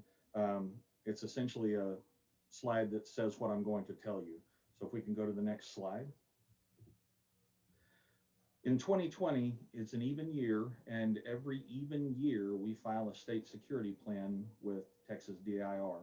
Senate Bill 241 changed the due dates for the cyber plan from October 15th to June 1st, and the DIR organization will present those plans to the governor, lieutenant governor, and speaker of the House upon request. They do escrow those plans. Senate Bill 64 requires written acknowledgement of risk as part of that, and that was done. And it modified reporting of mobile and web application requirements. Next slide, please.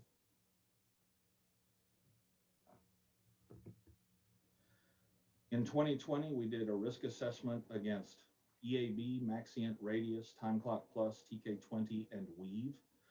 We risk assess against 21 risk categories, of which 2 came back as a high risk, and those are typically due to the number of active projects versus the number of staff, the siloed nature of higher education and project management functions here on campus. As we move toward the middle of this year, our campus security plan will be updated with ways to ameliorate or do our best to ameliorate that high rating in those 2 categories and bring those down to a more acceptable level based on our risk appetite. Next slide, please.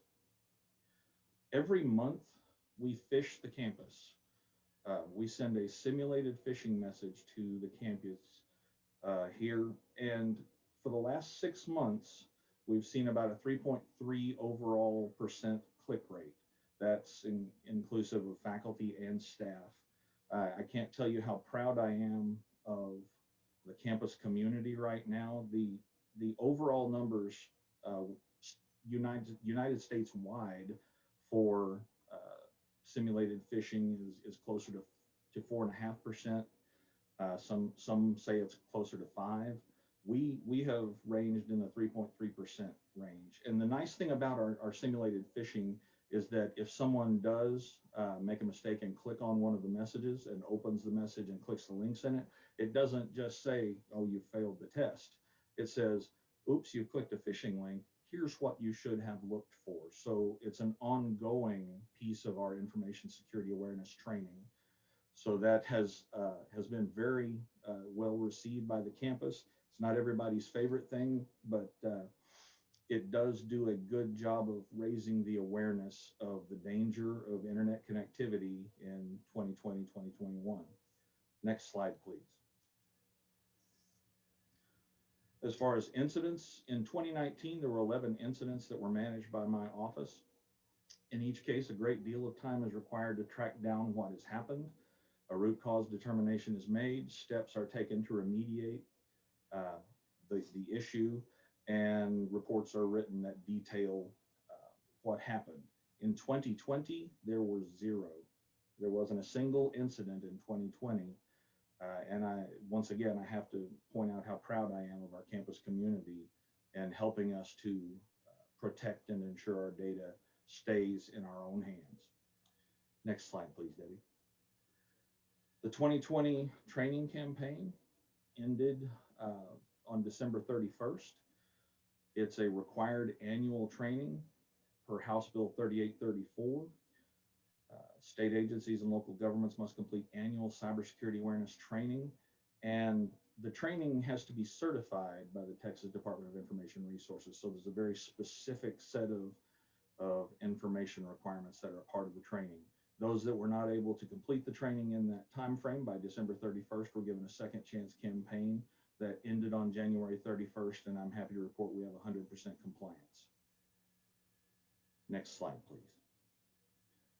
The Information Security Handbook on our campus is a guidebook that I have written that is called out by our 4.197 security policy that tells our campus how to deal with security, how to deal with our data, how to deal with if you bring up a server, what has to be on the server, who has to be involved in vetting that server, the kind of log records that server has to be able to write. It is intended to be a less technical document than the kind of information that you would find in IT.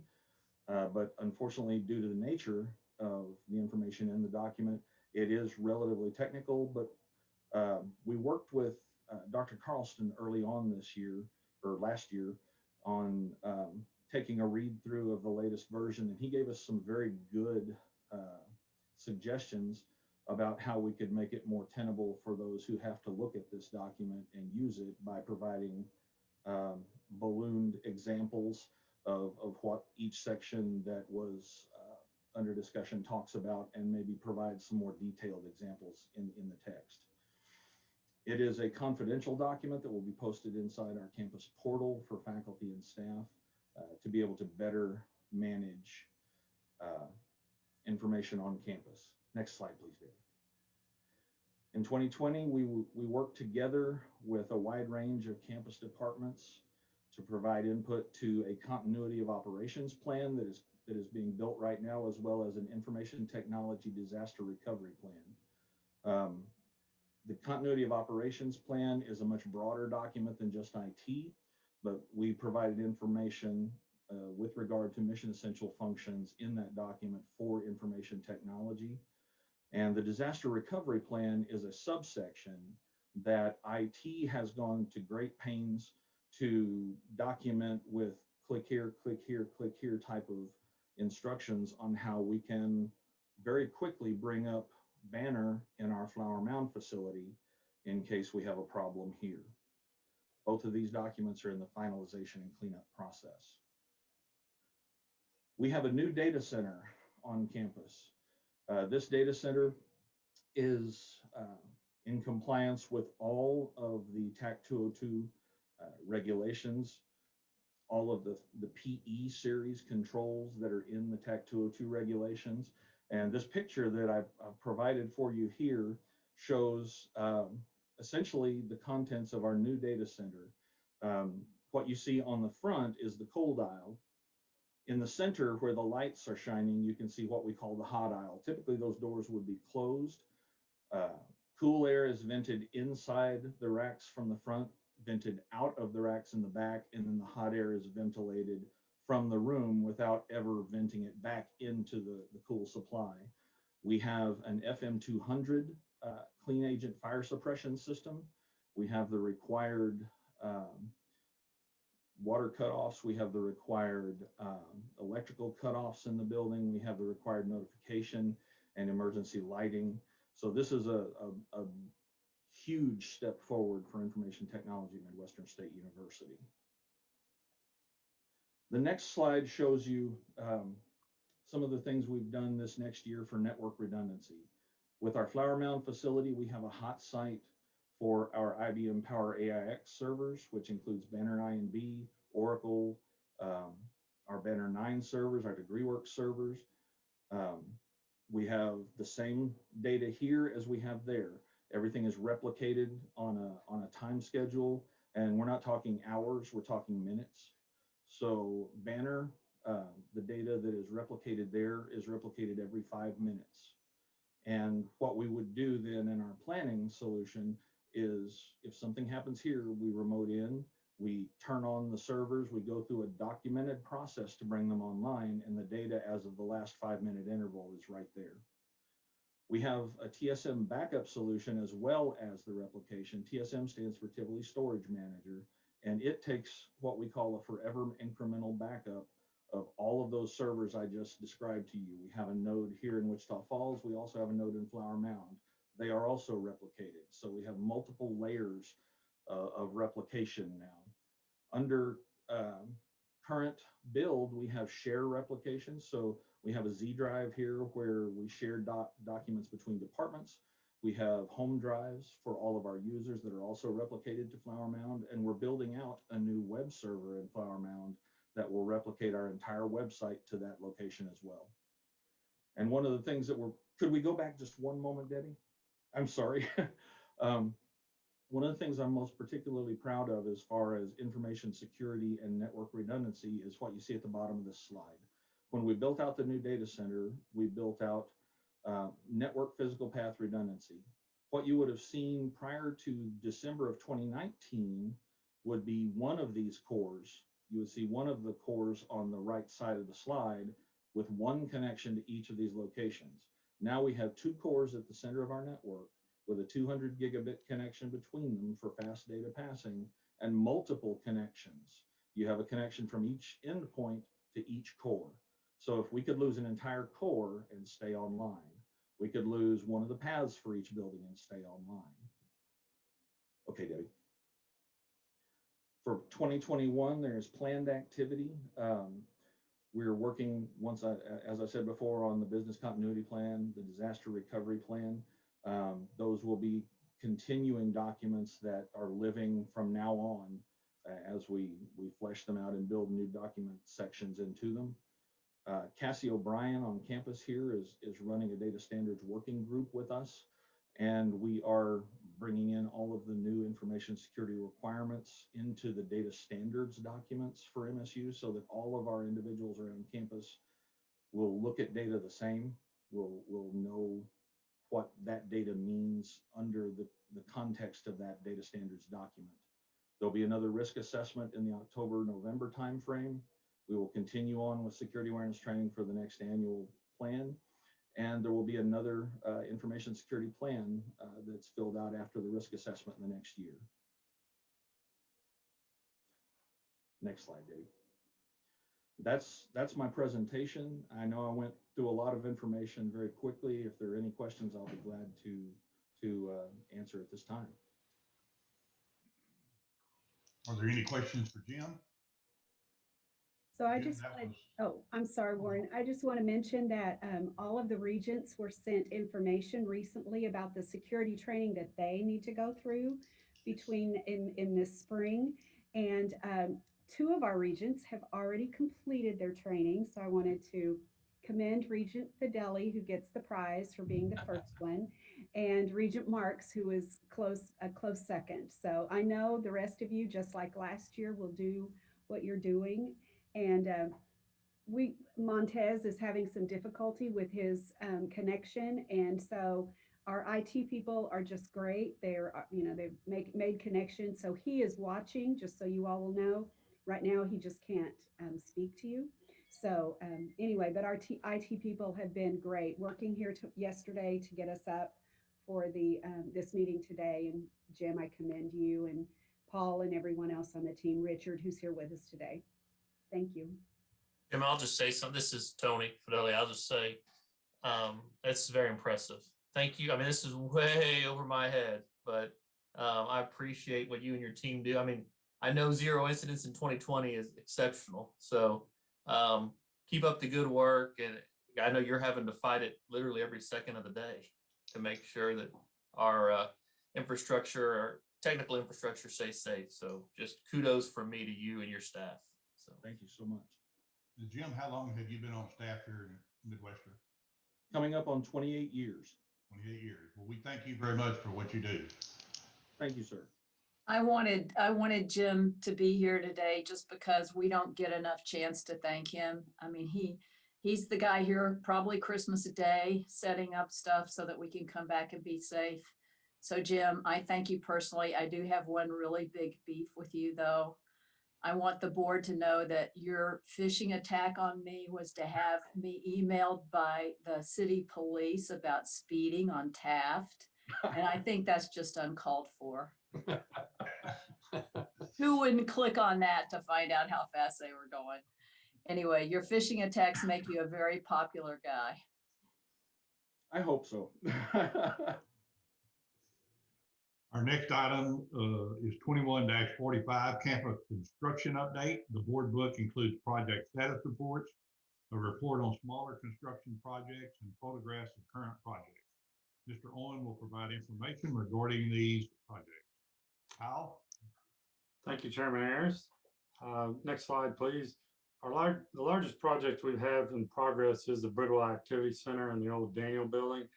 And you can see at the top of this slide, that's the vehicle shop where it used to have roll-up doors. They've since been removed, as shown in the bottom picture, where we will be adding glass windows and doors to provide interior lighting, or provide light into the interior of the building. Next slide, please. We have a similar situation on the east side of the building. The lower left picture is the large masonry wall that we used to have, and the upper right being what we have now. You can see we took large amounts of brick out of it, and we'll end up filling those spaces with windows and glass doors. Next slide, please. And this is the view of the south side towards the east end of it. The upper right photograph is where purchasing used to be located. We removed the roll-up door in that area shown in the lower left and increased the size of it. And again, we'll be adding windows and doors in that space. Next slide, please. And this is just one shot of the interior. This was the entrance into the warehouse area on the upper right, and the lower left is what it looks like now. And you can see the natural light that's going to come into the building just from all the holes that we punched in that east side already. Next slide, please. And we had several issues with the sidewalk, and was breaking up on the west entrance into Moffett. And so we replaced much of that sidewalk to be able to make it more Texas accessibility standard compliant, and a couple of the ramps as well. Next slide. We had some issues with drainage after we constructed the facility shops building at Hempstead and LJR, as you can see on the left. Collected a little, had minor lake going there, and we since regraded that area, took out the alley and installed a concrete flume. So now it all drains to Glenwood to the west. Next slide, please. And we've had several years ago, the city of Wichita Falls installed some lights in the roadway for the crosswalk across Taft at Wigwam. And they work if the pedestrian will push the button that's there, but that doesn't always happen. And just to provide a little more notification to the drivers as they're going through the area, we ended up adding a light above the crosswalk sign on both sides of the street in hopes of preventing a potential injury at some point in the future. Next slide, please. And lastly, the Dillards donated a portrait of Bud and Louise Dillard from 1937. That's a picture of Bud when he was 14 that we have since mounted above the horses statue in the west atrium at Dillard. And that's all I have. Thank you. Any questions?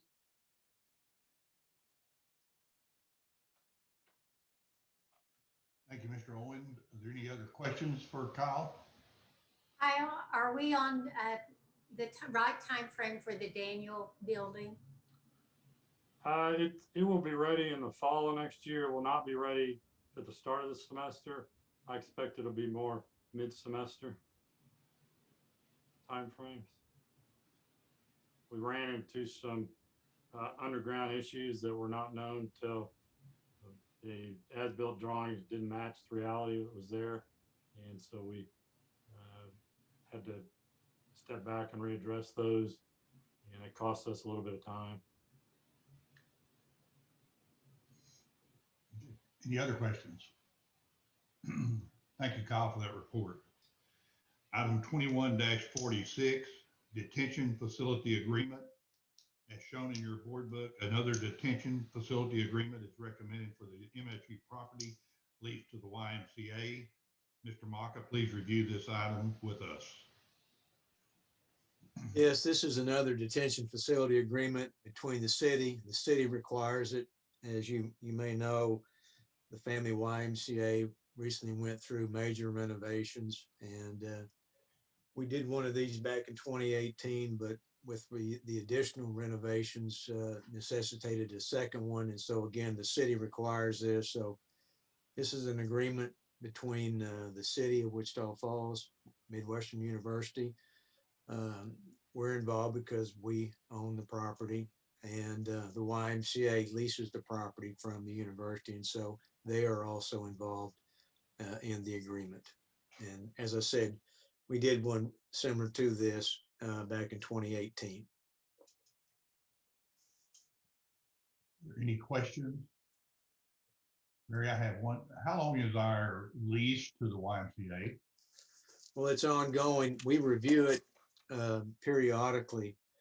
I think it's come up for review this past year or this coming year, but we have to review it periodically and renew it. So it's pretty much up about that time for us to review it. Okay, so it's a relatively short term. Yes, and the reason that we do that is because we're required to make sure that we're getting a fair market value for leasing the property. Okay, thank you. Any other questions? Chair Crosno, I move the board authorize you and the president to approve this agreement. We have a motion. Is there a second? Second. All in favor? Aye. Aye. Any opposed? The motion carries. Our next item of business is item 21-47, discussion of tuition and fees for 21-22. The board book includes proposed tuition and fee rates for next year. For our information and discussion today, the administration will present a final recommendation for approval in May. President Shipley will begin with our discussion of this item, followed by Dr. Reisenweber. Thank you. As you know, we're one of the few universities in the state that has a locked-in tuition guarantee for every class, and students don't have to request it, but when tuition is set for a year, it continues for the next 4 years.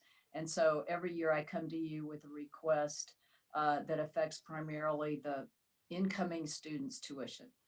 And we track the higher ed inflationary index and try to never increase our tuition more than that inflationary index.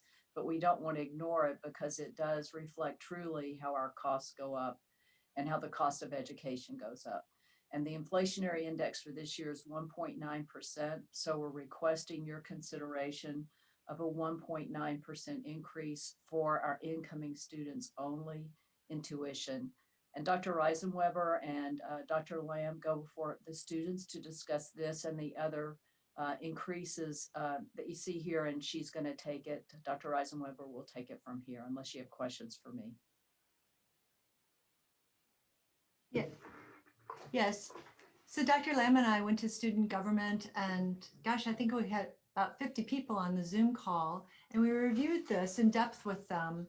And as President Shipley mentioned, for new first years who'd start in the fall, they'd see a 1.9% increase. That's actually less than $100 for that semester. It's comprised of an increase to designated tuition. That's the one that's held flat for 4 years. So first years this fall wouldn't see an increase for the following 3 years.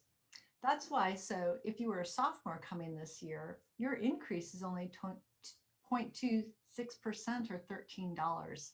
So really minimal. And when we heard back from the students, they really felt that this was fine. They didn't have any issues. And in fact, we went on a great discussion about master's programs and doctoral programs and what's next for them. So that was super. But going back to this, the athletic fee, we've fallen quite a bit behind our peers in the athletic conference. And we're increasing this fee as much as we can. Oh, here we go. On this slide, you'll see MSU in the bottom. We're proposing a $12.10 fee for this first year's coming in the fall. $12 is an outlier. It's significantly less than the other institutions. Originally, it was $10. We increased it to $11 last year, and it's been set just for so long that I think we've lost ground because of that. The reason we're going up 10% is because that's what the state statute allows without us having to go to the student body and doing a referendum. So Kyle Williams and I had a strategy of let's go every year and do a measured increase. And so that's what we're bringing to you today. This increase for the athletic fee will affect all students, including our sophomores, juniors, and seniors. But overall, I think it's a very modest increase, and I think it's been acceptable to the students. This is a heads up. We'll come back to you in May for formal approval. Are there any questions, comments? I didn't mention the doctoral tuition, but would anybody like me to talk a little bit about that? Please, Beth, why don't you talk about that? Okay. Currently, all students receive a fee of $50 per hour for state tuition. For the graduate level, we charge a premium of $40, which recognizes the higher level intensity and cost to deliver graduate programming. With a new doctoral program, we thought it justified, instead of a $40 premium, a $50 premium.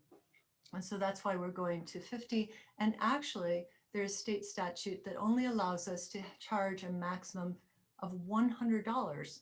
So the $50 for the undergrad and the $50 for the doctoral will max that out. So this will be charged to all of our new doctoral students. We had 17 in our cohort this spring. We're very excited to be a doctoral granting institution. Any questions on that? Okay, and this will be brought back to us in our May board meeting. Thank you very much for the information. I'm sorry to see we've fallen so far behind on our athletic fee. I wish we could see some little more increase so we could put more money into athletics, but maybe that's the best we can do. So Warren, I'd like to talk about that for just a sec. I don't want to get too far afield here. What goes into the athletic fee? What is the athletic fee used for, Beth? It supports our athletic program. Okay, yeah. So this goes back to the theme I had earlier, finding ways to put more money into the athletic programs. And, you know, I am all about making sure the students are getting everything they need, and that most, if not all, of what we do is for every student. As I've said before, I'm a firm believer in the fact that athletics makes the university better. And if we can find I know we're limited to 10%, but you know, it's really important that we get this back where we need to. I mean, I look at our peers, and I look at A&M, West Texas A&M, and I look at Tarleton in particular, and what they've been able to do with their fees, and frankly, what they've been able to do in the towns that they reside in. It's just a benefit to everyone. So I'm never for pushing costs to students, but this is one where I think we need to catch up, and we need to catch up in a hurry. So. Thank you. That's helpful to hear. Has there been any consideration given to actually having a vote of the students about raising it more than the 10%? You know, we've talked about that. We just need a longer runway to make that happen. And this Yeah, year we didn't have that. Sorry. I think what we're trying to do is, before we go to the students for a referendum that would make everybody's degree cost more, we want to be able to show them what they get for it. And so we were trying to set up the stadium and some other movement within athletics, maybe adding another team. And it wasn't the right time this year with the pandemic. So that's why we're moving more conservatively right now. We also didn't know how the board would feel, because we're all very focused on the affordability of the degree overall. So I'd say give us a little more time, and in the fall, if we feel that there's some changes afoot in athletics that would make this a particularly appealing time, we have no trouble going out and talking to the students about a referendum and making more dramatic change. Well, I certainly agree with what Sean said. I think it's important that we get it up to where we're in line with our peers so that we can be more competitive in that regard. Like jumping right to 20 or 22 instead of going up $1 a year for the next decade. Yes. It's going to be hard to catch up. We're so far behind. That's right. Thank you. And Dr. Shipley, correct me if I'm wrong, but didn't Tarleton have a referendum a couple of 3 years ago, and the students overwhelmingly voted it in? Well, generally, when you lay the groundwork, you'll get a positive response from students. I don't know school by school, but I do know the A&M system schools have seen real increases in stadiums and fees and programming. So I would imagine they've done that through a referendum rather than by some other sort of funding. But it ties into what you mentioned earlier, which is our fundraising has not been as successful on the athletic end as it is on the academic end. We come from a culture of donors who love supporting our academic profile, but are less enthusiastic about the athletic profile. And so I think we need to do both things. We need to raise excitement and enthusiasm around athletics, and then that would spill over into an excitement by donors. And you know, not to belabor it, but if we were able to do that, I think the enthusiasm would absolutely spill into the student population as well. So. Correct. Okay. Are there any other comments, questions? Thank you for this information. We look forward to hearing about this in May. Chair Crosno, this concludes the Finance and Facilities matters to come before the board at this time. Thank you, Warren. We will now move to the audit, compliance, and management matters. Regent Burks. Thank you, Chair Crosno. Our first item is 21-48, the compliance update. Mr. Stovall's update on compliance activities is in the board book, and he is available to answer any questions if necessary. Are there any questions regarding Mr. Stovall's report? Having no questions or discussion, this item is presented as a point of information only. Item 21-49, the internal audit report or update. Ms. Kidwell's update is also in the board book for your review and for information. Are there any questions concerning this update? This item was also presented for information only. Item 21-50 and 51 relate to Ms. Kidwell's quality assurance and improvement self-assessment and the independent review of the MSU Office of Internal Audits. Because the two items are connected, we have combined the presentation. Ms. Kidwell, would you please review these two items with the board? Thank you. Good afternoon. I'll be happy to. Internal audit functions are governed by several entities, including the Texas Internal Auditing Act, the Generally Accepted Governmental Auditing Standards, and the Institute of Internal Auditors Professional Practices Framework and a Code of Ethics. And all of these governing bodies require internal audit functions to have a quality assurance and improvement program. And you know, it's exactly what it is. Insurance, you want to improve. It measures both the office and the auditors, as well conformance with the standards, as well as efficiency and effectiveness. So not just the performance, but you want to continue with efficiency and effectiveness, as well as ensure that the auditors employed in the department are in conformance with those standards that apply to individuals and especially the Code of Ethics. These two reports do go together, like Chairman Burks mentioned. I want to start with the self-assessment. The quality assurance program requires that I perform a self-assessment every year. And typically it's just part of the annual report that I presented to the Regents in November. But every third year, it requires a formal self-assessment that follows an audit program, and you assess the conformance with certain standards, both, like I mentioned earlier, Texas Internal Auditing Act, governmental, and the international practices. Then that report is presented to the Audit, Compliance, and Management Committee for discussion. I also discuss it with the president. From there, this report is given to the peers as part of the external peer review. This year, the peers were chosen strategically from the Texas Tech University System Office of Audit Services. They take my report. They also selected 2 of the audits that we performed in fiscal 19, and they assess the effectiveness, the efficiency of those audits, as well as conformance with the standards. And I'm happy to report that they concurred with my self-assessment that the Office of Internal Audits here at Midwestern State generally conforms to all of the standards that apply. Now, generally conforms is the highest rating, but it doesn't require perfection, as you can tell by reading the Texas Tech report.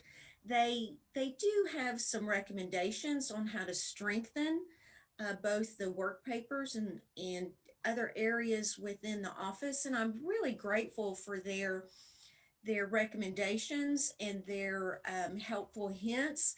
I shared with the committee this morning. On Monday, February the 15th, will be my 5-year anniversary with the university. And I feel I've built a very functional, basic internal audit function here at the university, but it's time to mature that. And the Texas Tech system auditors have given me a really good roadmap for me to be able to do that. And as an added bonus of bringing Texas Tech auditors in, they also saw how things are performed here at Midwestern, and that will lay a good groundwork for the transition, assuming the governor signs the legislation of my office to be enveloped into the tech system Office of Audit Services. So it was really a good experience. And I really appreciate the time and the effort that Emily Knopp and Matt Walsh from the tech system spent with me. And I'm very, very happy to report it today to all of the regions. Now I'll be happy to answer any questions. Thank you, Lee. Are there any questions or are there any issues for discussion? So I don't have any questions. I do want to make a comment. I read the report from Tech, and I think I made this comment to Dr. Shipley. You know, auditors are a very critical group. By nature, that's the way you're supposed to be. I get it. I was one. Am still one. But at the end of the day, I thought the report was excellent. I thought they did a great job. But I also think we need to remember that Ms. Kidwell is doing a fantastic job, and we need to pat her on the back because when you read that report, you don't get it. And Lee, you just said it. They gave you the highest rating, but there's no accolades in there. So I want to make sure you understand, I think you're doing a fantastic job. You're a one-person shop, and you're doing everything we're asking you to do every single day. So thank you. Thank you. Thank you, Regent Hessing. I want to ditto exactly what Regent Hessing said. And Lee, I know the amount of time and effort it has taken you to make the progress you have over these past several years. And you did not have an easy task before you, and you've done it with such kindness and you're full of grace. And I think that as you have worked with the various departments at MSU, no one has felt threatened by an auditor looking at everything, and you've just done an outstanding job. So thank you. Thank you. Thank you very much. I'll just take the opportunity to thank everyone who participated in the review with Texas Tech so that they could get this report out. When I spoke with Emily Knopp, she had the highest regard for Lee, and everyone that had spoken with them with respect to MSU and our audit program had the highest regard for Lee. So I'm sure you've heard it enough, Lee. Maybe not enough. You're doing a fantastic job, and we all are very much in your debt for the work that you've done for MSU. Chair Crosno, I move acceptance of items 21-50 and 21-51 as presented. We have a motion. Is there a second? Second. All in favor? Aye. Any opposed? Motion carries. Item 21-52, Youth Protection Program Guidebook. This guidebook is included in your board book and presented for our approval. Dr. Lamb, would you please review this item with the board? Yes, and thank you. Good afternoon. As Regent Burks mentioned, you have the guidebook in the board book.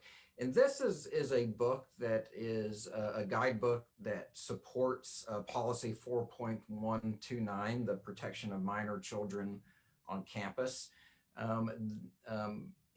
Improving our minors on campus or youth protection program as a result of an audit 1901, in which Ms. Kidwell was very, very helpful in helping us get this program in shape.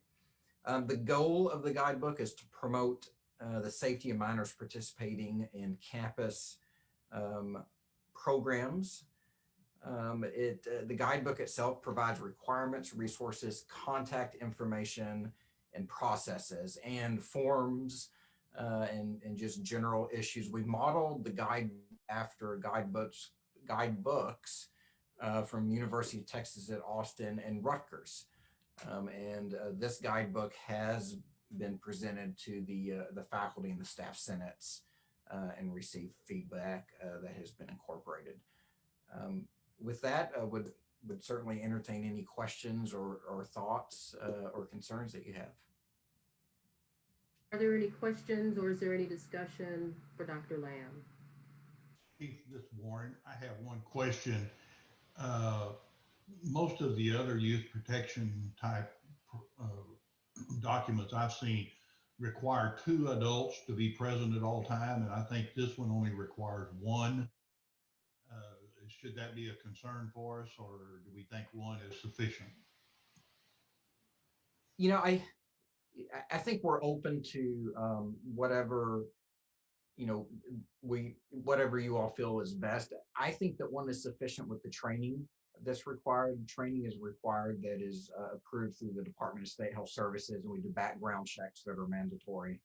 So any individual that is approved to work with minors have already undergone a background check and training as approved through the Department of State Health Services. But certainly willing to take a look at 2 if that's something you all prefer.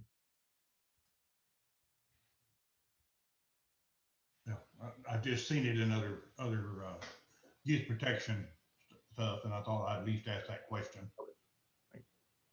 I know it's a lot more complicated to have 2 people than 1 there.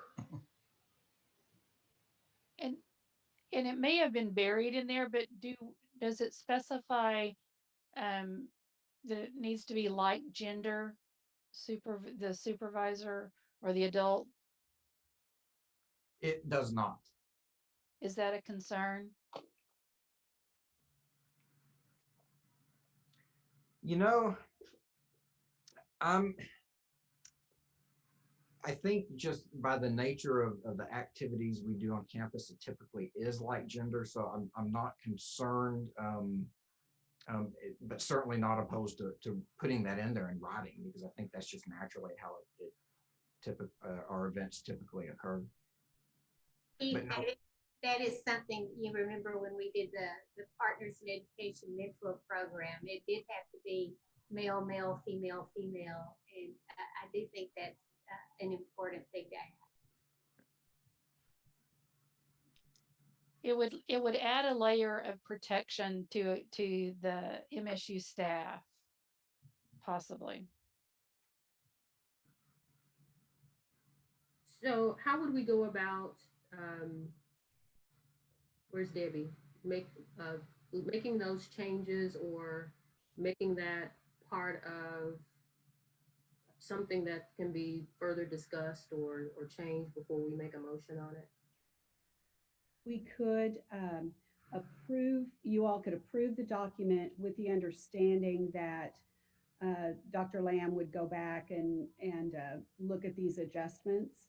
I think and Lee can speak up, because it's an audit requirement, we may need to get something in place, understanding that we can come back in May and make modifications. But I think that would be the best thing to do. Okay.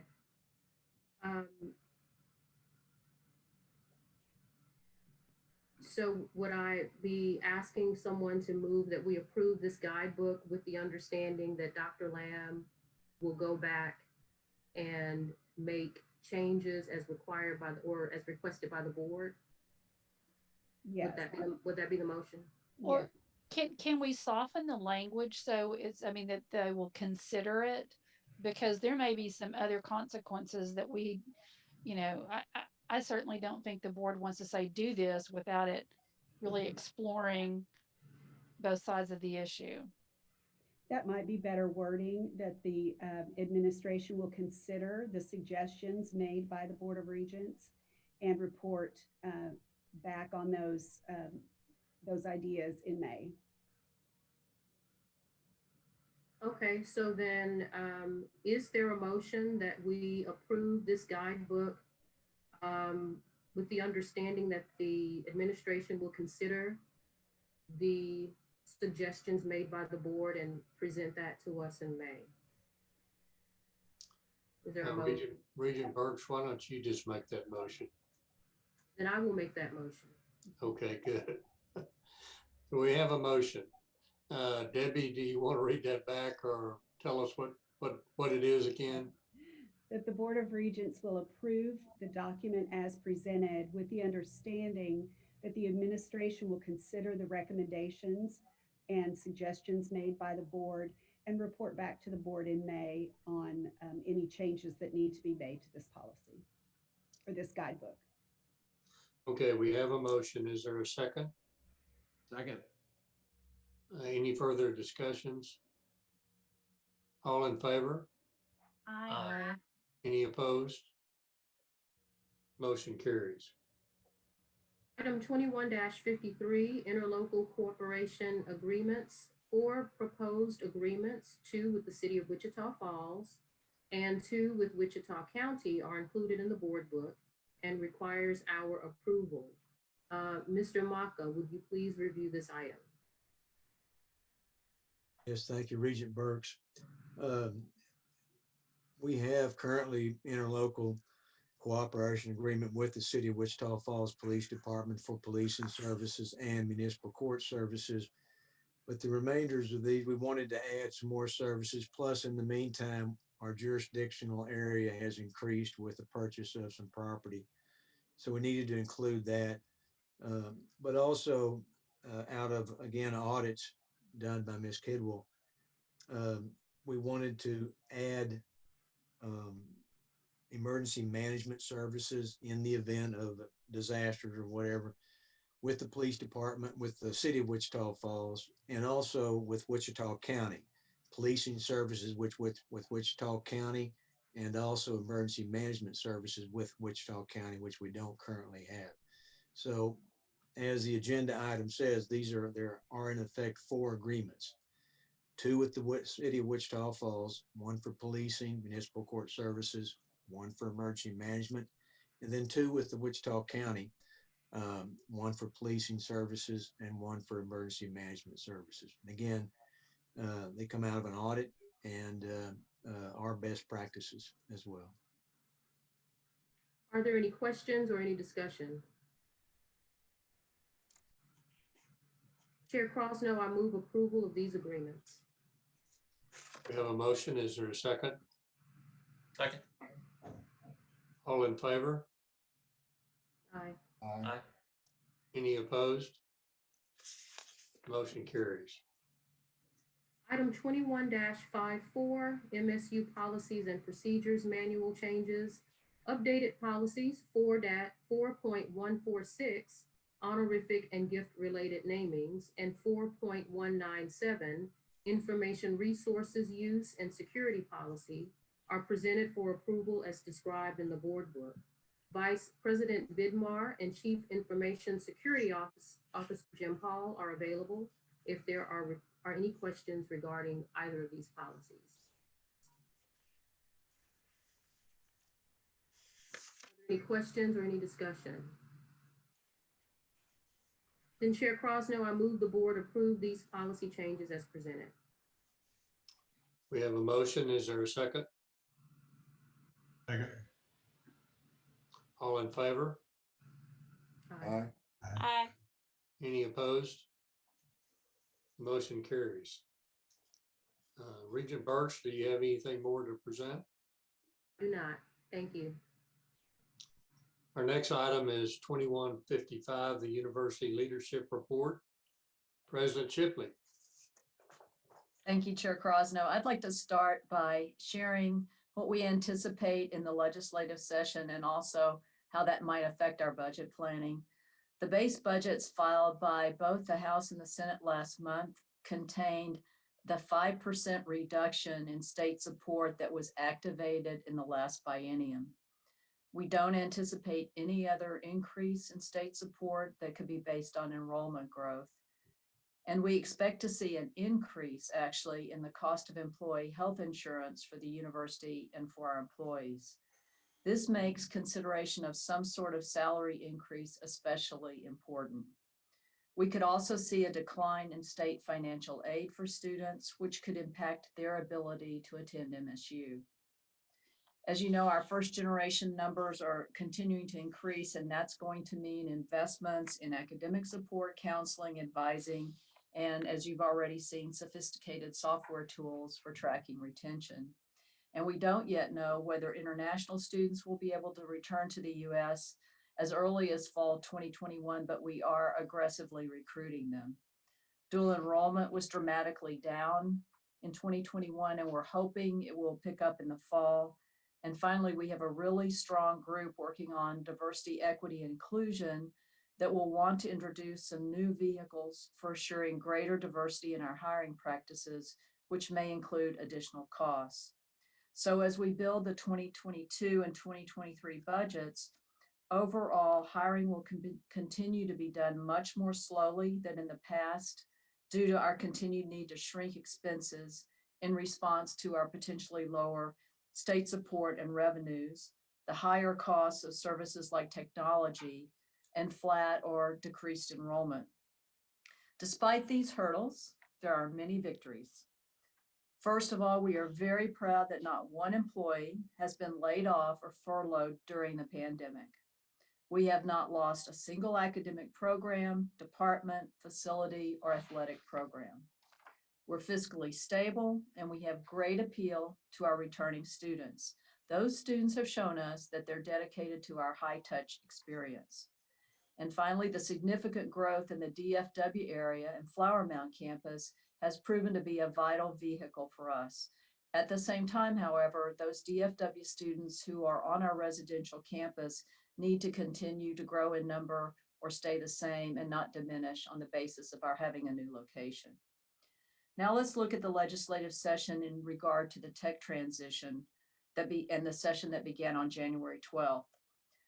The base budget bills have been filed, and I'll present our budget request to the Senate Finance Committee in Austin on February 23rd. Two identical bills have been filed to move MSU into the tech system. House Bill 1522, sponsored by Representative James Frank, and Senate Bill 447, sponsored by Senator Drew Springer. We anticipate hearings on both bills before House and Senate committees, likely in March. A core transition planning team has been set up from MSU and the tech system. It met on February 1st to begin outlining the work necessary as we move forward. However, the majority of that work will occur after the legislation is approved. And finally, I look forward to bringing to the May board meeting the plans now in their final stages of production by our Diversity, Equity, and Inclusion Committee. In the next week, those plans will move forward to our governance groups for review, discussion, and timeline for implementation.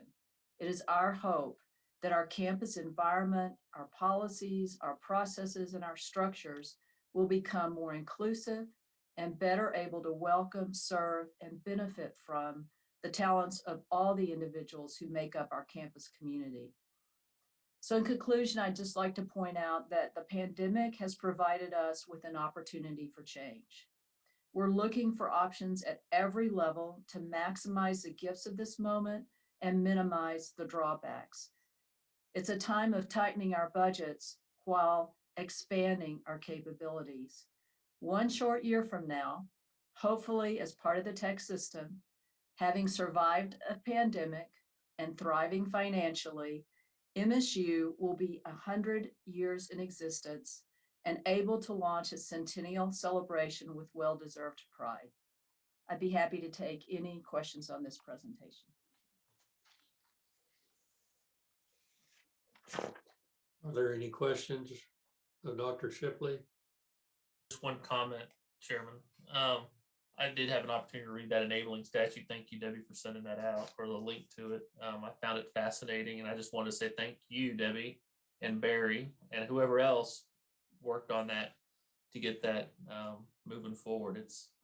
I'm sure it was quite a feat and continues to be quite a feat. So it's not like you didn't have a full job before all this started. So it's just one more thing on your plate, but very well done. I'd just like to add the comment that, as I mentioned to Dr. Shipley at lunch, I know I speak for the full board in giving Dr. Shipley and the faculty and staff really big high marks for how they handle everything involved with the university during this pandemic situation. I know they've fought daily battles that the Regents haven't seen, but it appears to us that they've done a magnificent job, and we'd like to say that on the record.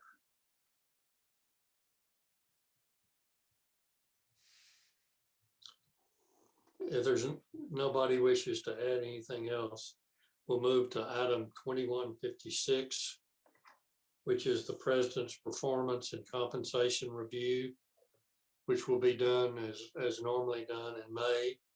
So Dr. Shipley, we would ask that you forward to the board your self-evaluation at least 3 weeks before the May board meeting. We will also evaluate Mrs. Kidwell's performance in May.